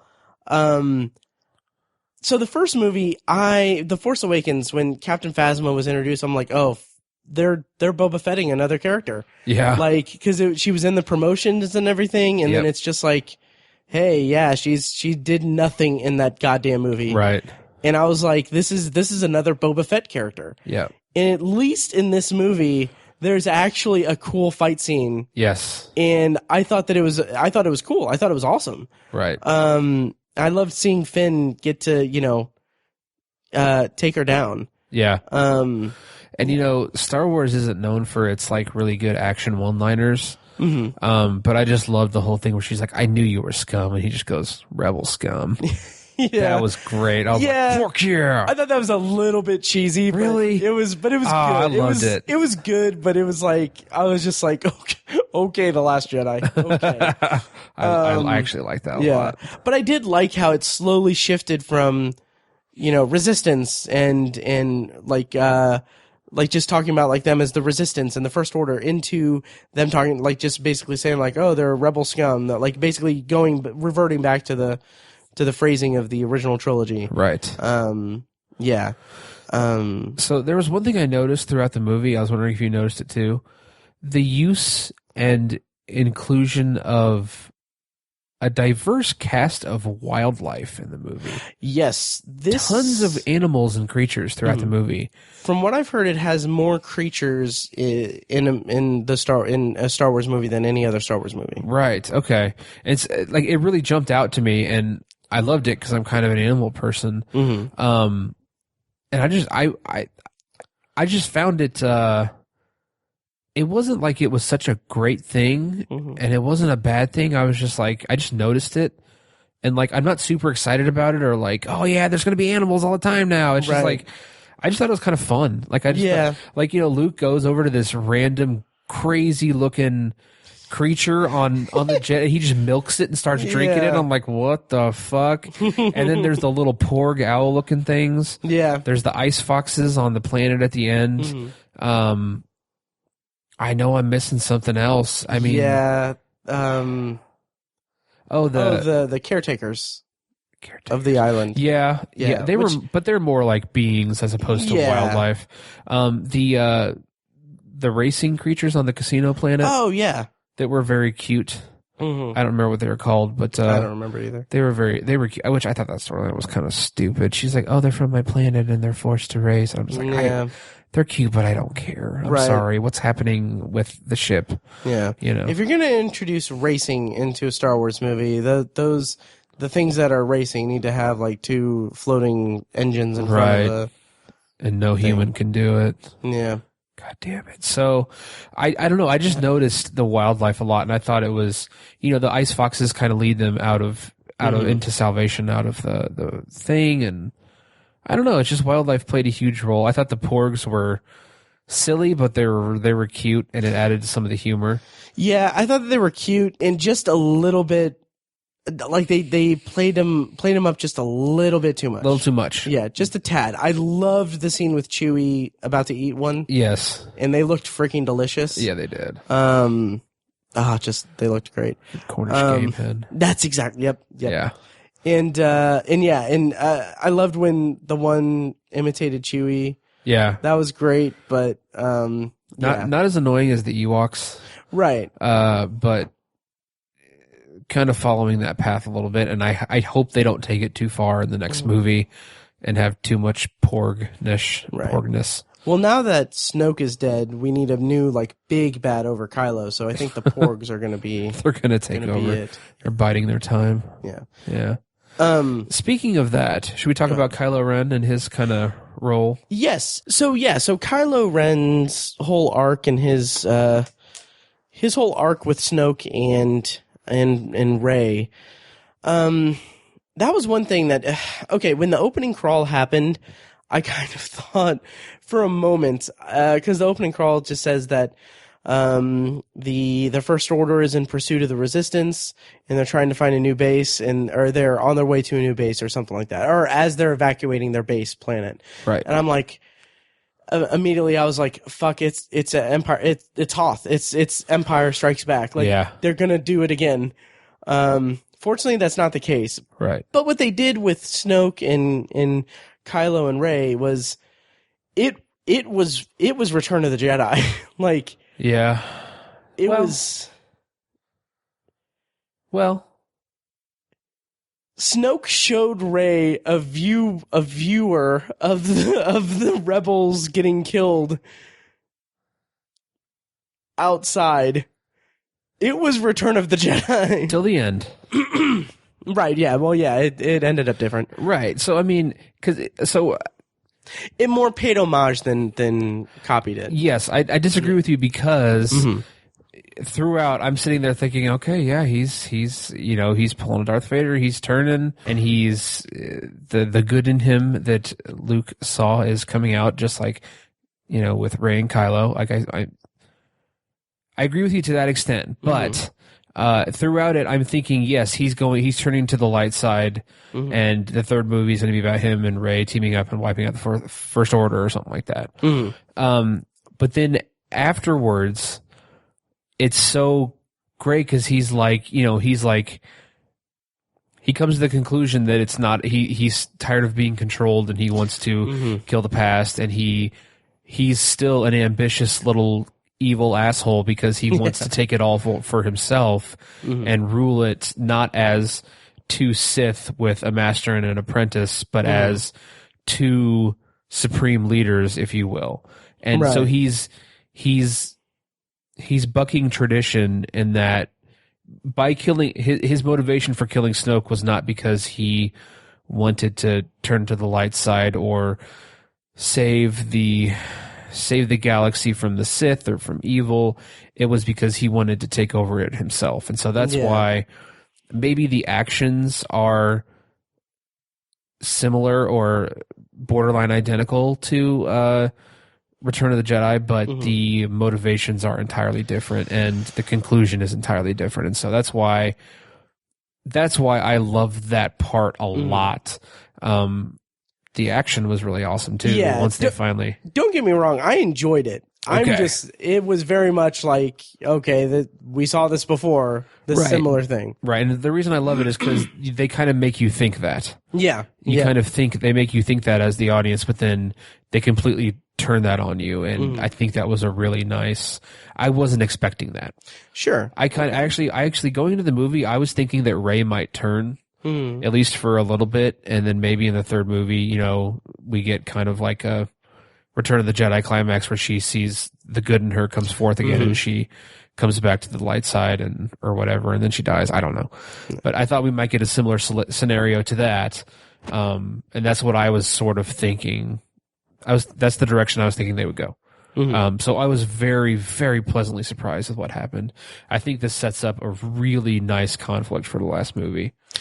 Yeah, I really liked the decision that Kylo Ren made. Mm-hmm. It was interesting for the franchise. I agree, and I like that they got this out of the way. Like they got okay, Kylo had his come to Jesus moment, and he's like, nah, fuck it, let's stay evil, right? And now I feel like that just solidifies his villainous. Yes, and I feel like the next movie, it should be him as a Vader, like it should be him as a pure evil person. Yes, and I really like that about the movie, and I really hope that they kind of pay that off in a good way, right? Without having to have him be like, oh, I'm being torn apart and blah blah blah. Yeah. The death of Snoke. First of all, the death of Snoke, like I felt like that was okay. That was a cool moment in the movie.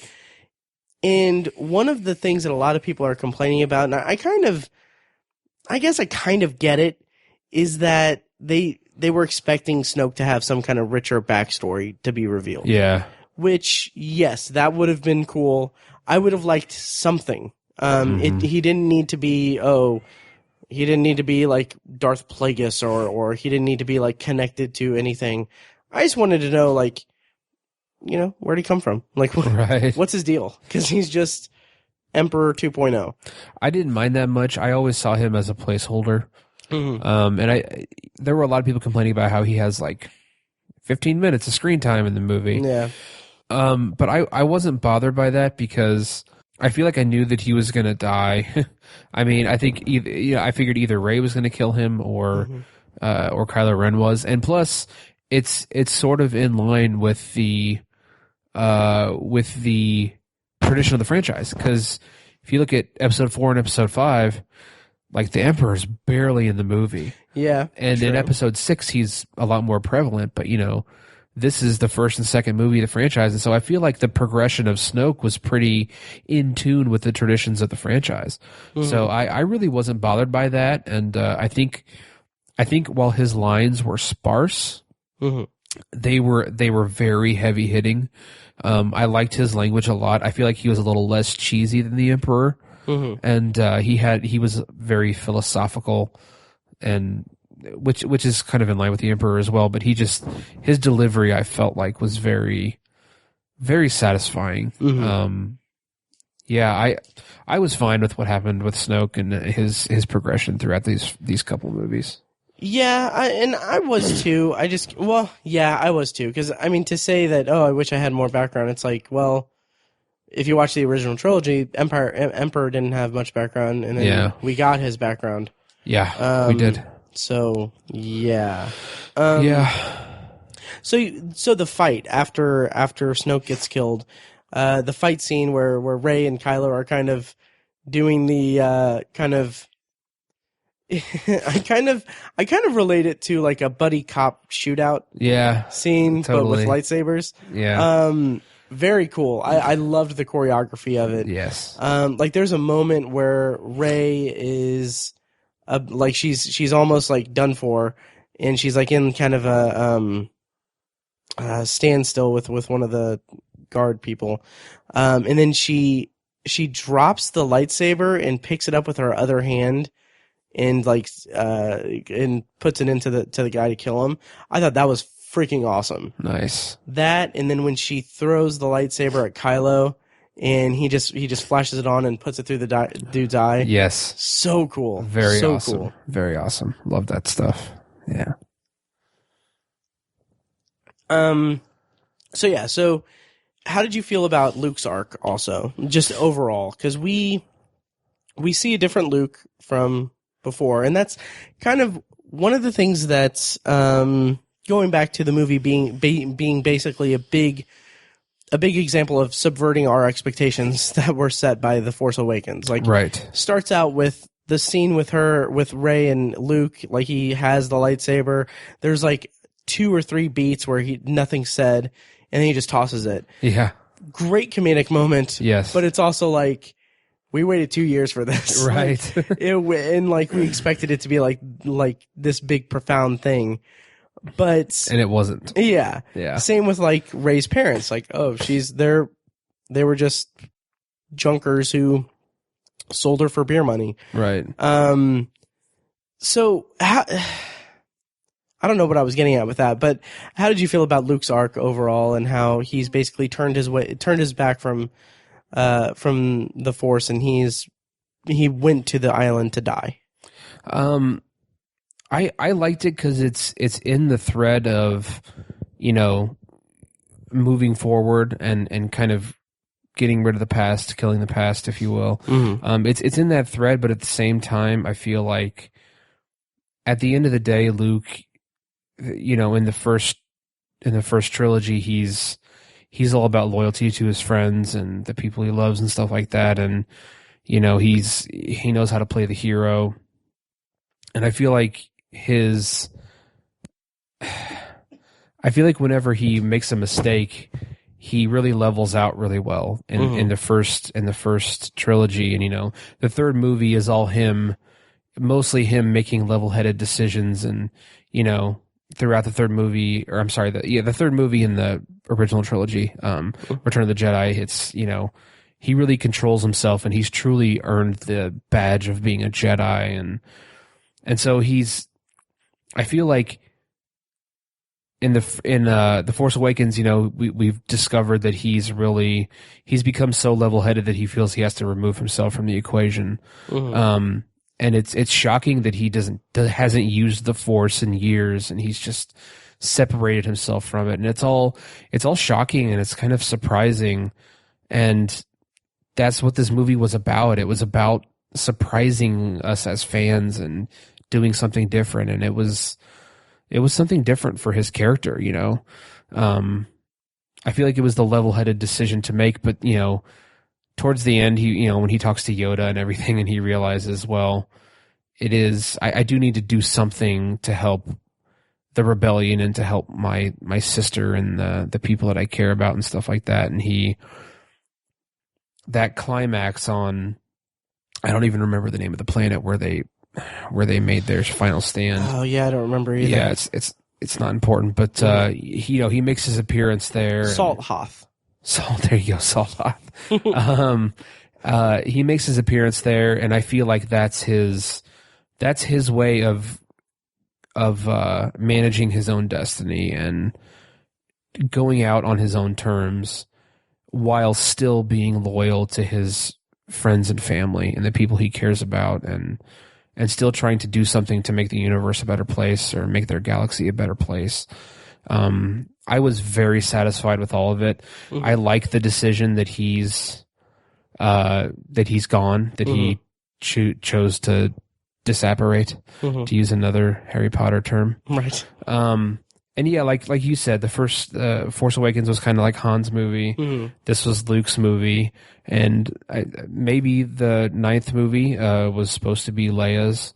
And unfortunately, we will never know, I guess, or definitely not going to get that. And so I don't know if it was by plan or not, but the old characters are gone. You know, it's the ninth movie. It's wild to think that the climax of this, the most successful movie franchise of all time, without question, is going to not have a Skywalker in it. Right. It's crazy to think about it. But I think it was the right move to make. I think it makes sense for the story. I think it makes sense for his character. And I was really satisfied with it. He went out with a bang, obviously, and you know, with the Force, no one's ever really gone. Yeah. So I think hopefully it's not in a cheesy musical scene with a dumbass song, and he shows up as a Force ghost and doesn't say anything. Hopefully it's more substantial than that. But I want him to make an appearance, as a Force ghost, if you will, in the ninth movie. And I'd be surprised if they didn't do that. Yeah, totally. And what I love about his whole arc, really, and the choices that he makes, it kind of is what I love about this movie overall, is that he has such an inner dilemma, because we had the flashback, which apparently this is the first movie that had the first Star Wars movie that actually has a flashback instead of like a Force vision or anything. Right. So we have this flashback where he, for a fleeting moment, thinks he's going to kill his nephew. Right. Which I know that a lot of people took offense to that because, Luke Skywalker is not going to murder no kid. He's been tempted before, though. I know, yeah. Shut the hell up. Yeah, God. yeah. It's not my Luke Skywalker. But yeah, so like he's tempted to kill him, and like that just shows like how. First of all, I hope that they run with that in terms of like showing like Kylo just pure evil, just a freaking monster in the next one. I'm really hoping for that. But yeah, what I love about this is that his whole arc, his whole inner turmoil is that he failed Ben, failed Leia, and failed Han also. And he did it knowing that he was Luke Skywalker, this legendary Jedi. And his whole reason, like his whole purpose in this movie is that he is embracing that legend. Like that's the reason why he does the astral plane thing where he goes to the thing. Like the whole purpose was to buy them time to escape, and also to establish himself as the legendary Jedi Knight. Right. And that gives this, what they kept referring to as the spark that ignites the resistance. Mm-hmm. And that's what I love about, that's the best thing about this entire movie is that Luke Skywalker did that. He's dead now. First of all, fucking beautiful imagery of him. Yes. Like with the callback to the two sons. Yeah. Just, very cool. there are so many shots of this movie that I would totally love to like have printed out in high def and frame it and hang it on the wall. Yeah. It's just beautiful, beautiful imagery. Absolutely. Yeah. But what I love about it is that like that's how the movie ends. The movie, and this is also the first episode movie that doesn't end on a Skywalker. Yeah. And what I love about that is that I didn't catch this until the second time I saw the movie, but the kid uses the Force to grab the broom. Did you notice that? I did. See, yeah. I didn't notice that. Yeah. And I was like floored when I saw it. And that is just such a perfect image to end the movie on, because it's just this image of this boy looking up at the sky after entertaining his friends with the story of Luke Skywalker and the Resistance, and like he's holding the broom like a lightsaber, and we see that he has the Force. So there are kids that have the Force. It's such a great moment to end on, and like I was talking about this after the movie, that it's almost okay. So it's pretty clear that. I would hope that the movie is the next movie is going to take place. There's going to be a fairly significant time jump, I think. Just from the way that the movie ends, we need time to build up the Resistance, build up Kylo in the First Order, and really get him to a point where the final showdown is going to be massive. Right. So what I'm thinking, and this is a cynical side of me saying this, but I kind of wonder how much of that, like first, I love that idea that if they do a time jump and then we have just a lot more to play with in the next movie that's not contingent on following like immediately after this one, like this one did with the Force Awakens. But I kind of wonder, the cynic in me kind of wonders if someone at Disney like went to the Lucasfilm story group who basically deal with the story of the Star Wars, and they're like, hey, so we want to fill a lot of space with like comics and video games and TV shows and stuff, and the prequels and the original trilogy, like we're starting to fill in some places there. Can we kind of get it jumped a little bit so we get some more space to kind of fill in? Yeah. I could see that. Yeah, I could easily see that. And I mean, that's kind of a bummer, but for the finished product of the movie, it worked. If that was the intention, it worked for me, because I'd be very interested in checking out what they would have to say in between these movies. Yeah. Other subplots, anything else to really talk about? The lightsaber battle or the lightsaber fight. This is also the first Star Wars movie that doesn't have like a traditional lightsaber. It's true. Duel. That's true. Yeah. The one duel we have is the lightsabers never touch. Right. Yeah. Yeah, I hadn't thought about that. Yeah. But yeah, that's a good point. I loved that part. Me too. Just because it was just the logical conclusion for Luke Skywalker, and like you said, kind of him accepting the legend of who he is. Yeah. I agree with that. That was all very satisfying. And I loved the two uses of Luke saying early on, when Luke is talking to Rey about the Force, and Rey's like, "Oh, it's this thing that lets you lift things and and gives you special powers," and then he's like, "Impressive." Every word in that sentence was not true. Yeah. And then I love, like, that's a great line and everything, and I freaking love that he uses it on Kylo at the end. Yes. Like, that was such a great payoff. Right. Like, just, and that's so great. And I'll be honest, I'm not a Star Wars fan, but I got freaking chills when he said it the second time, when he's like, the Resistance is fine, the First Order will fall, and I'm not going to be the Last Jedi. And then it shoots over to Rey lifting the rocks. It's like, that's just, man, it's the places that this franchise can go is going to be really impressive to see. Absolutely. Yeah. I agree. Yep. Anything else? Nope. Obviously can't wait for episode 9. How do you feel about Solo? Not overly excited for it, but I'm definitely going to see it. I mean, well, yeah. And we'll review it. I hope it's better than Rogue One. Have you revisited Rogue One? I have, and it kind of reinforced a lot of my feelings. I just don't think it was a very interesting movie. And that's fair. Yeah. I thought it was very slow. Interesting. And I watched it with Paige, and she didn't like it at all. Yeah. Wow. And yeah, it's certainly not a bad movie at all. I think I put it on I'm almost positive I put it on my top 10. I wouldn't pull it off of there, but yeah, I'm just it's low on the totem pole of Star Wars movies for me. Interesting. I still think it's one of the most visually just beautiful movies.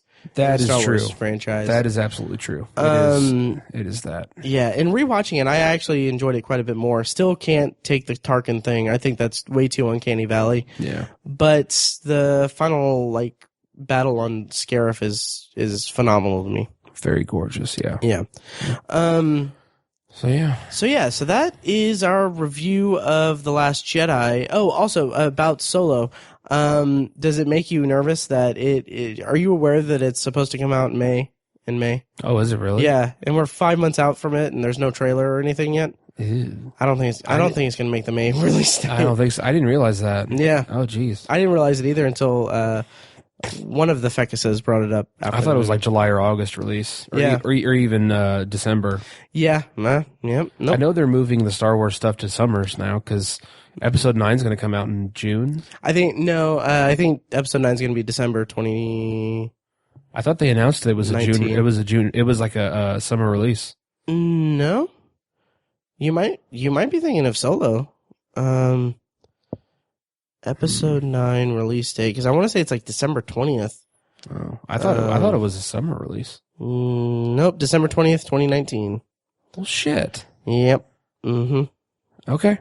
I think maybe they were originally going to do it. Yeah, I thought they announced it. I think it was actually this one. I think The Last Jedi was going to be summer, and then they pushed it to December. I don't know. Yeah. Anyway. Anyways. Yeah. Also, this is terrible. We didn't say anything about Carrie Fisher in the movie. Right.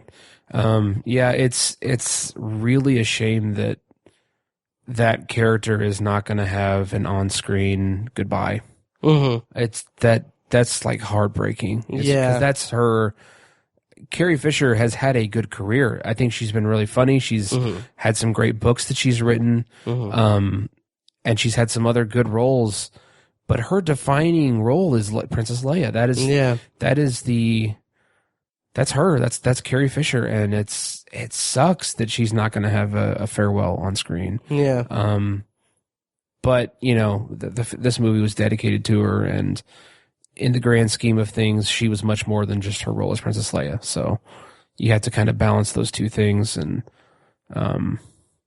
yeah, it's really a shame, and I not that it necessarily matters, but I'm curious how they're going to write that into the 9th movie, that she won't be there. And I think I would be absolutely shocked if they go the Moff Tarkin Oh, role. yeah, there's no way. I think they've even Yeah. said that there's no way. Okay. I was Yeah. going to say, I can't imagine they would do that. So, Yeah. and that would be maybe as a Force ghost, it would be okay. But Yeah, I could see it like a Hayden Christensen's Force Ghost, not like Yeah. having dialogue or anything. Absolutely. Yeah. I could see that, but, other than that, it's not going to be a proper farewell, but, Yeah, and I think that with the possible time jump, assuming that they jump for the 9th movie, I mean, they could just as easily say like, "Oh, she just passed away naturally." right. They can figure something out. Yeah. To write it into the But movie. I read a heartbreaking freaking quote from Rian Johnson on Wikipedia. The minute he said, quote, "The minute she finished, she grabbed me and said, I'd better be at the forefront of 9 because Harrison was front and center on 7, Mark is front and center on 8. She thought 9 would be her movie, and it would have been." Oh, man. That's so depressing. That's hard. Yeah. Yeah. Also, final thing. Okay, yeah, episode 9 was originally scheduled for May 24th, 2019, but was later pushed back to December 20th. Okay, that's what I thought. Yeah, so, kind of final thing. Do you think that, so since this movie, it was so intent on breaking down what was established, not only in The Force Awakens, but the franchise itself, it was so intent on breaking that down and starting fresh with something new and killing the past. Do you feel like J.J. Abrams, when going into episode 9, do you think he's going to retcon anything and be like, "Oh, hey, Rey's parents were actually Obi-Wan and this space prostitute he had"? It's possible, but I think that's the wrong move. Yeah, me too. If they try to do that, that is the absolute wrong move. But I don't think so. I don't think No, I don't see that happening. See, the thought that I have is that, I would think that, the Disney machine and the Lucasfilm story people, like, they have it under tight. Like, I wouldn't have thought that the director and writer of each movie would have as much leeway as I would assume that Rian Johnson did to break down the mysteries that J.J. Abrams established. I just kind of assumed that they had figured out the long-term plans, and then the directors are just going to come in and do their thing. Oh, okay. So it's just very interesting to be in this world where the directors actually have leeway in the script. Yeah. So we'll see what happens in a couple years, but yeah. So that's going to do it for our review of The Last Jedi, and we'll probably be talking about it early in the year, I would think. Probably. What's that? Early in the year for our top 10s, maybe. Oh, yeah, definitely going to make my top 10. Yeah. I mean, it's number 1 for me at the moment. Oh, really? Oh, yeah. Interesting. Yeah. Shape of Water comes out this weekend, by the way. Yes, it does. Yeah. Yes, it does. There was a brief sidetrack. There was a really terrible review of it. Like, oh, really? Like, not like, oh, this is garbage. Like, it was a 1.5 star or 1.25 star or 1 out of 4 stars or something. Yeah. But the reviewer, Rex Reed, I don't remember what outlet it was for, but the headline was something to the effect of Benicio del Toro's The Shape of Water is terrible or something like that. And like, yeah, and like he got parts of the plot just completely wrong. What? And like, it wasn't like he just messed up and just put Benicio del Toro. He put, like, it was Benicio del Toro throughout the entire review. Wow. And it said directed by Benicio del Toro, written by Benicio del Toro, which there was also a female co-writer that he didn't cite at all. And so, like, that kind of went viral, and people are pretty pissed about it and saying, like, yeah, this outlet should really fire this guy. No shit. Yeah. But anyway, so that's our review of The Last Jedi.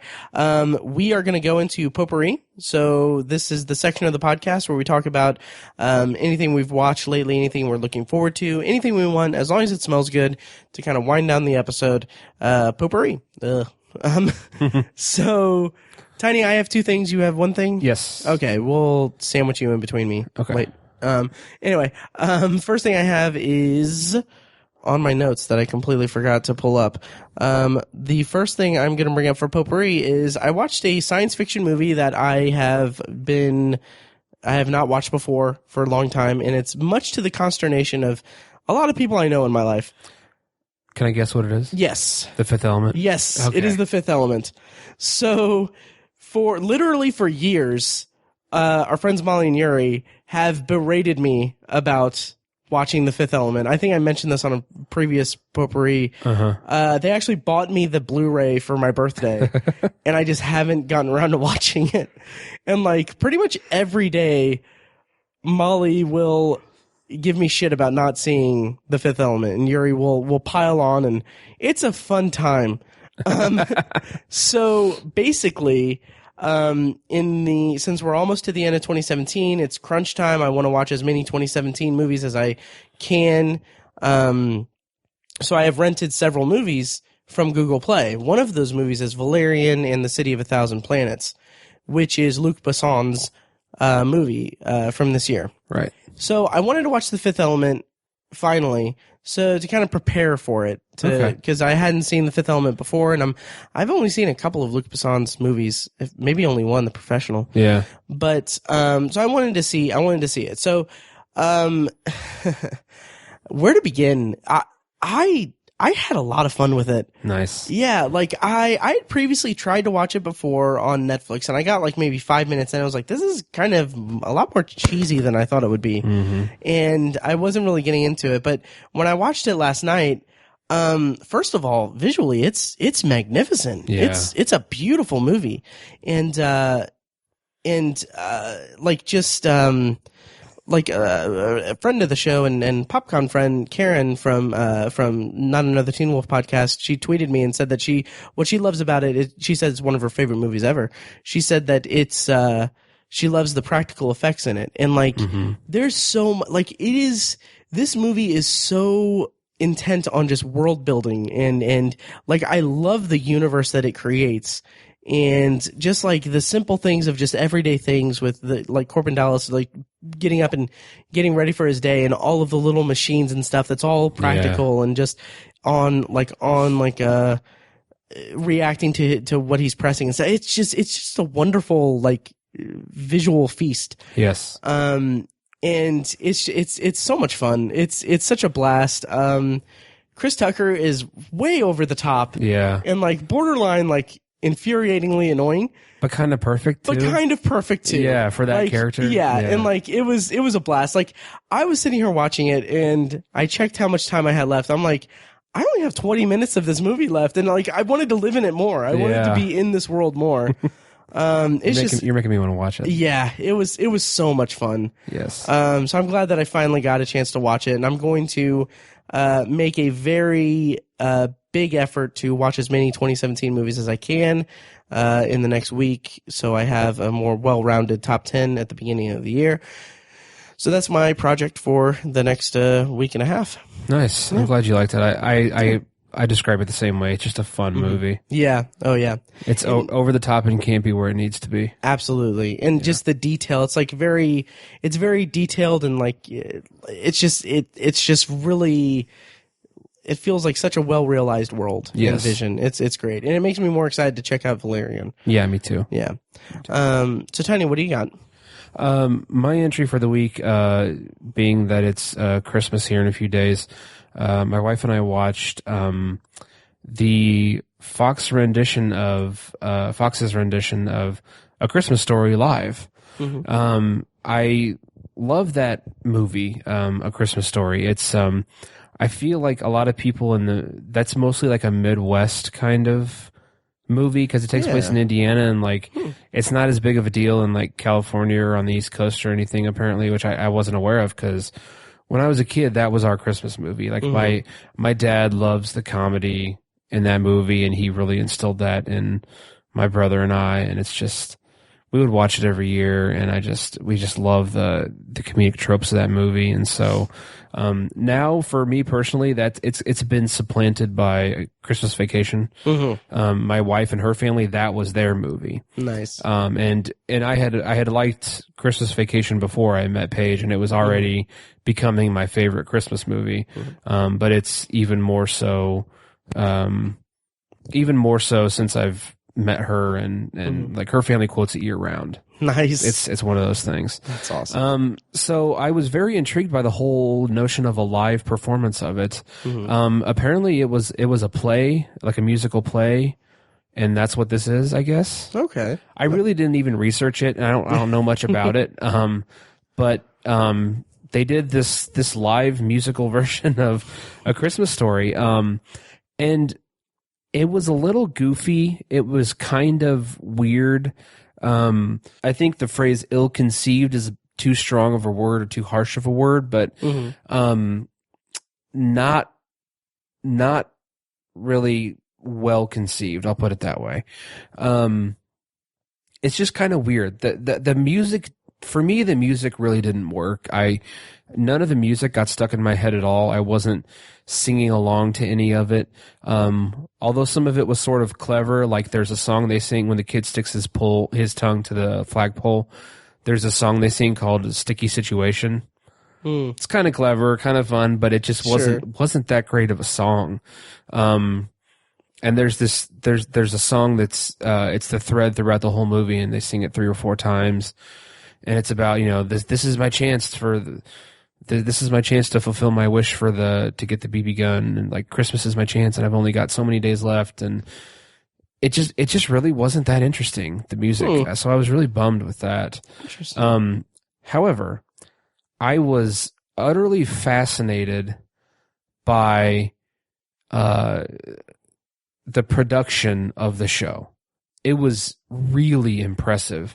Live TV has kind of become a bit of doing a live version of a show has become sort of a fad. I don't know. I know like 30 Rock did it a couple times. Yeah. I think there's some other shows that did it once or twice. Yeah, ER did it once. That was kind of the big, yeah. But is this more like a stage production? Sort of, thing? yeah. Okay. Yeah. That seems like, that's really intriguing to me, because it seems like a callback to like the 60s and 70s era, like variety shows and things like that. It's had a bit of a resurgence, and so this production was 3 hours. I mean, with commercials, it was 3 hours. Jeez. And so I was utterly fascinated with their ability to switch between settings and all of the, one of the funniest parts of the movie is where he has these fantasies about getting an A+ on his paper and, shooting some bad guys in the backyard with his BB gun.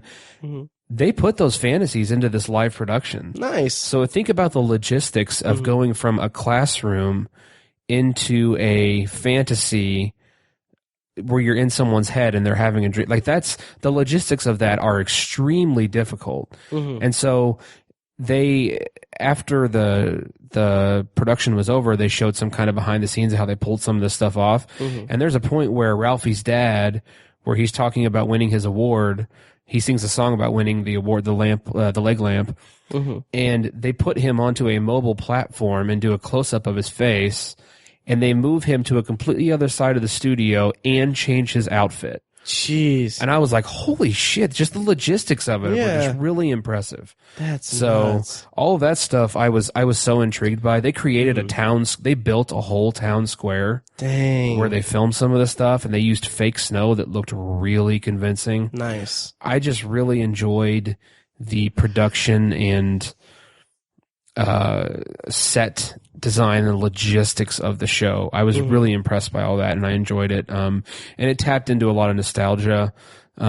They played to a lot of the same jokes, and they still added in some. I think there's a book originally, isn't there? I think so. I think there's a book, and I feel like they took a few more stories from the book. Okay. And put them into this production.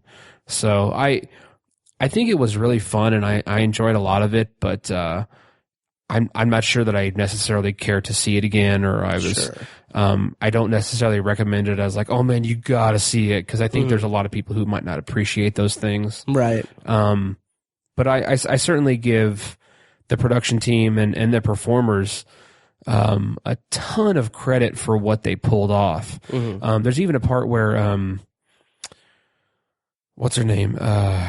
The female lead, she's from SNL. I can't think of her name. She flubbed a line, and she's like, "You gotta," and she just completely flubbed her line, and the guy who played the husband completely just like saved her and turned it into like a little joke between a husband and wife. That's so awesome. And I was like, you know, I love movies and TV shows, but like, you have to. I completely respect the art of a live performance. And part of a live performance is accepting that mistakes are going to happen and being able to roll with those mistakes and incorporate them into your performance. And seeing that, I was like really blown away that like that is such an incredible skill to have, to roll with the punches that way and just, you know, make the mistakes part of the show. I was really impressed with that. Matthew Broderick also plays like the narrator, like the nice. grown up Ralphie, and I think he was a phenomenal choice for that. Nice. I'm not a huge fan of his. I think he's great with certain things, and this is one of the things that he was a great choice for. So it's kind of fun if you happen to catch it. You know, give it a watch. But it was a little clunky and just kind of a sort of an off the wall idea for a show, but. I still enjoyed it quite a bit. Nice. And was it Maya Rudolph? Maya Rudolph, yes. Yeah. That's who it was, yeah. Yep. Oh, that's cool, yeah. Yeah, like seeing like live performances, like in theater, like I've seen a few plays in my day. Right. It's really impressive. Right. Just it's really impressive to see just the energy of everyone working together and stuff. You can't just cut and take a break. You know? Exactly. You got to roll with it. Right. You can't just like pause the recording, you know, take a piss twice in right. the recording. Exactly. But anyway, that's interesting. Yeah. Do you think you'll see any more of like live stuff that they do? Like, I don't know. Yeah. Depending That's on a good question. Yeah. I think it might be kind of fun to see a classic like A Christmas Carol. Oh, that'd be cool. Done live, that would be Nice. kind of cool. But yeah, I'd certainly be open to it. I'm a sucker for anything Christmassy. So Nice. Cool. So to round out Potpourri, this is going to be kind of brief because Tiny, I saw on Twitter that you started watching this, or I think you're a few episodes in. Maybe we could do like a bonus review, but that's what is it?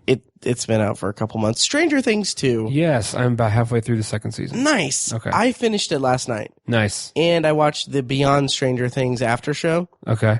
Okay, so Stranger Things 2, without spoiling anything, obviously, I enjoyed it quite a bit. It took a little bit to really pick up steam. I felt like probably the first 4 or 5, maybe even 6 episodes were kind of just, like, it felt like there wasn't that much momentum. Agree. Yeah. But there was such a focus on the characters and where they're at now and their interactions and interacting with other characters that you wouldn't necessarily expect. Yes.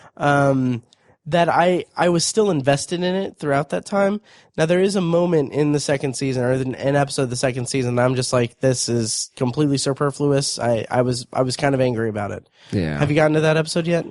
I'm not sure what you're talking about. No, you haven't yet. Okay. Then. You'll know it.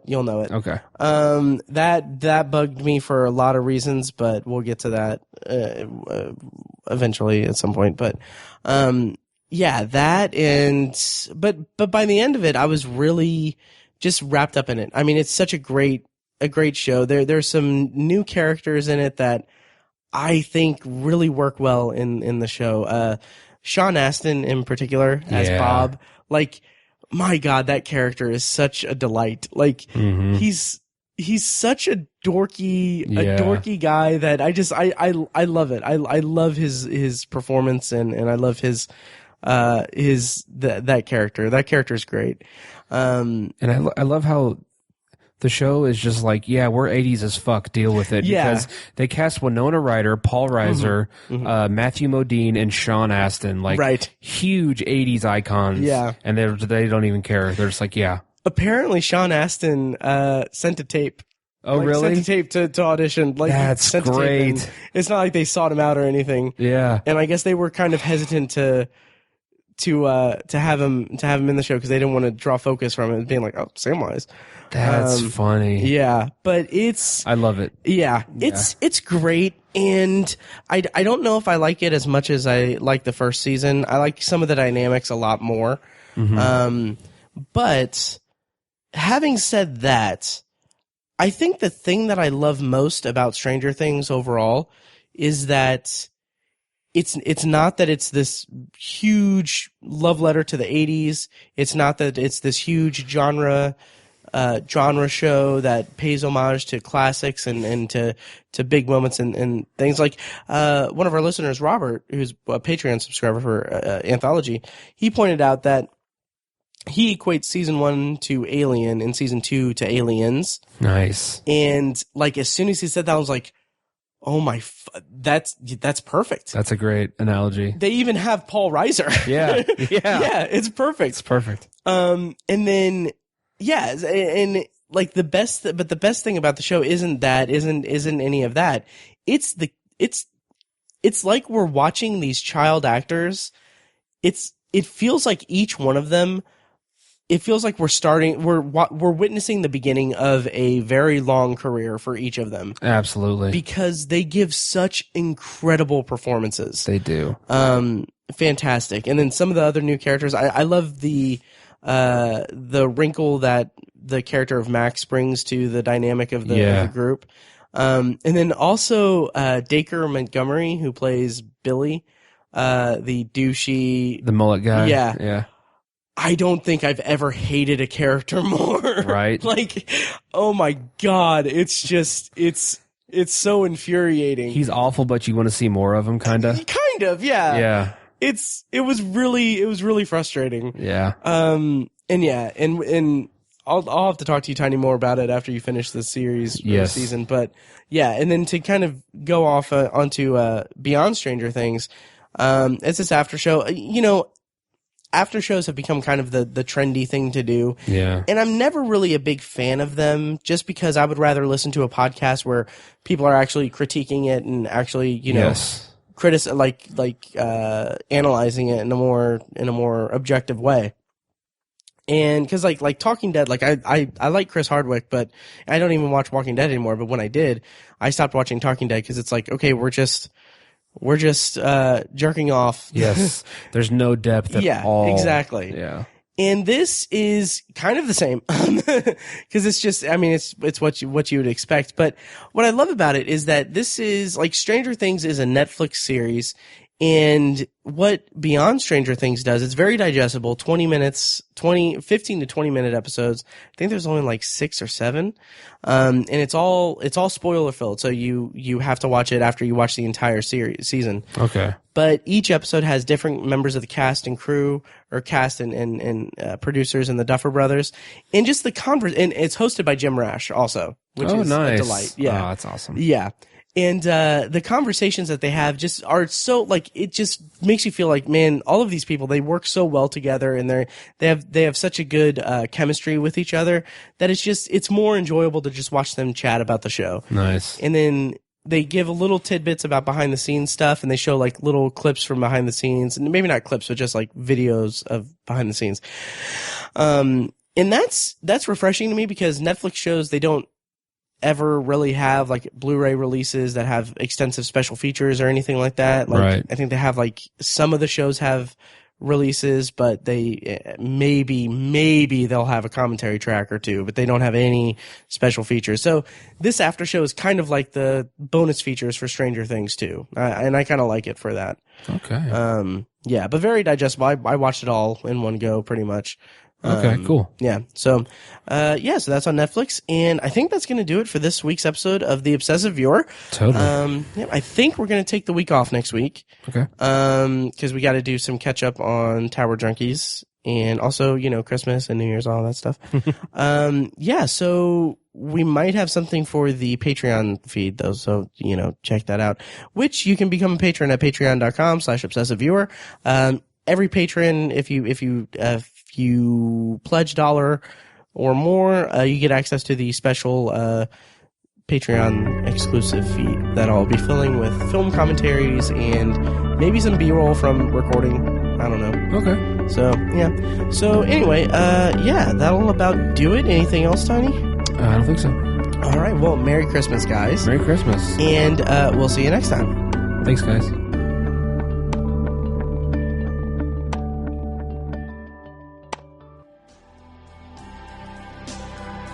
Thank you for listening to The Obsessive Viewer, presented by ObsessiveViewer.com. You can find more of our episodes at ovpodcast.com, and you can subscribe to the show on iTunes, Google Play, Stitcher, or anywhere else podcasts are found. If you'd like to support the show, the best and easiest way is to leave us a rating and a review on iTunes. More ratings and reviews means it'll be easier for people to find the show in the highly competitive film and TV podcast genre. It also provides us with valuable feedback on the show. If you'd like to donate to the podcast, you can make a one-time PayPal donation at obsessiveviewer.com/donate or become a patron at patreon.com/obsessiveviewer for recurring donations with different reward tiers. Every donation goes toward paying the fees to keep the podcast running and is greatly appreciated. For official Obsessive Viewer merch, including shirts, mugs, notebooks, phone cases, and more, visit our TeePublic store. You can also buy other great TeePublic designs in our store, and we'll get a small commission on the sale. You can find a link to the store in the show notes of this episode and at obsessiveviewer.com/donate. The Obsessive Viewer's theme song is An Eclipse of Events and is provided by Loudlike from their EP, Mistakes We Must Make. You can find that and more great music from them on iTunes, and like their Facebook page at facebook.com/loudlikemusic. Any and all feedback on the podcast is encouraged. We love to hear from you guys. You can contact us by emailing podcast@obsessiveviewer.com or by tweeting us at obsessiveviewer, at obsessivetiny, and at IamMikeWhite. You can also like us on Facebook and join the Facebook group at facebook.com/theobsessiveviewer, where you can take part in discussions and polls between episodes. For more podcast content, check out Anthology, Matt's solo podcast, where he's reviewing The Twilight Zone as a first-time viewer and exploring other classic and contemporary science fiction anthology TV shows. You can find Anthology at anthologypod.com and anywhere podcasts are found. For book lovers, you can check out our sister site at obsessivebooknerd.com for book reviews, author spotlights, and a general celebration of reading. Finally, if you're philosophically curious, check out Tiny's side project podcast, The Secular Perspective, which explores the concepts of faith, religion, and existence from the perspective of secular hosts Chad and Amanda. You can find that at thesecularperspective.com and subscribe to the podcast on the app of your choice. Once again, thank you so much for listening, and we'll see you next time.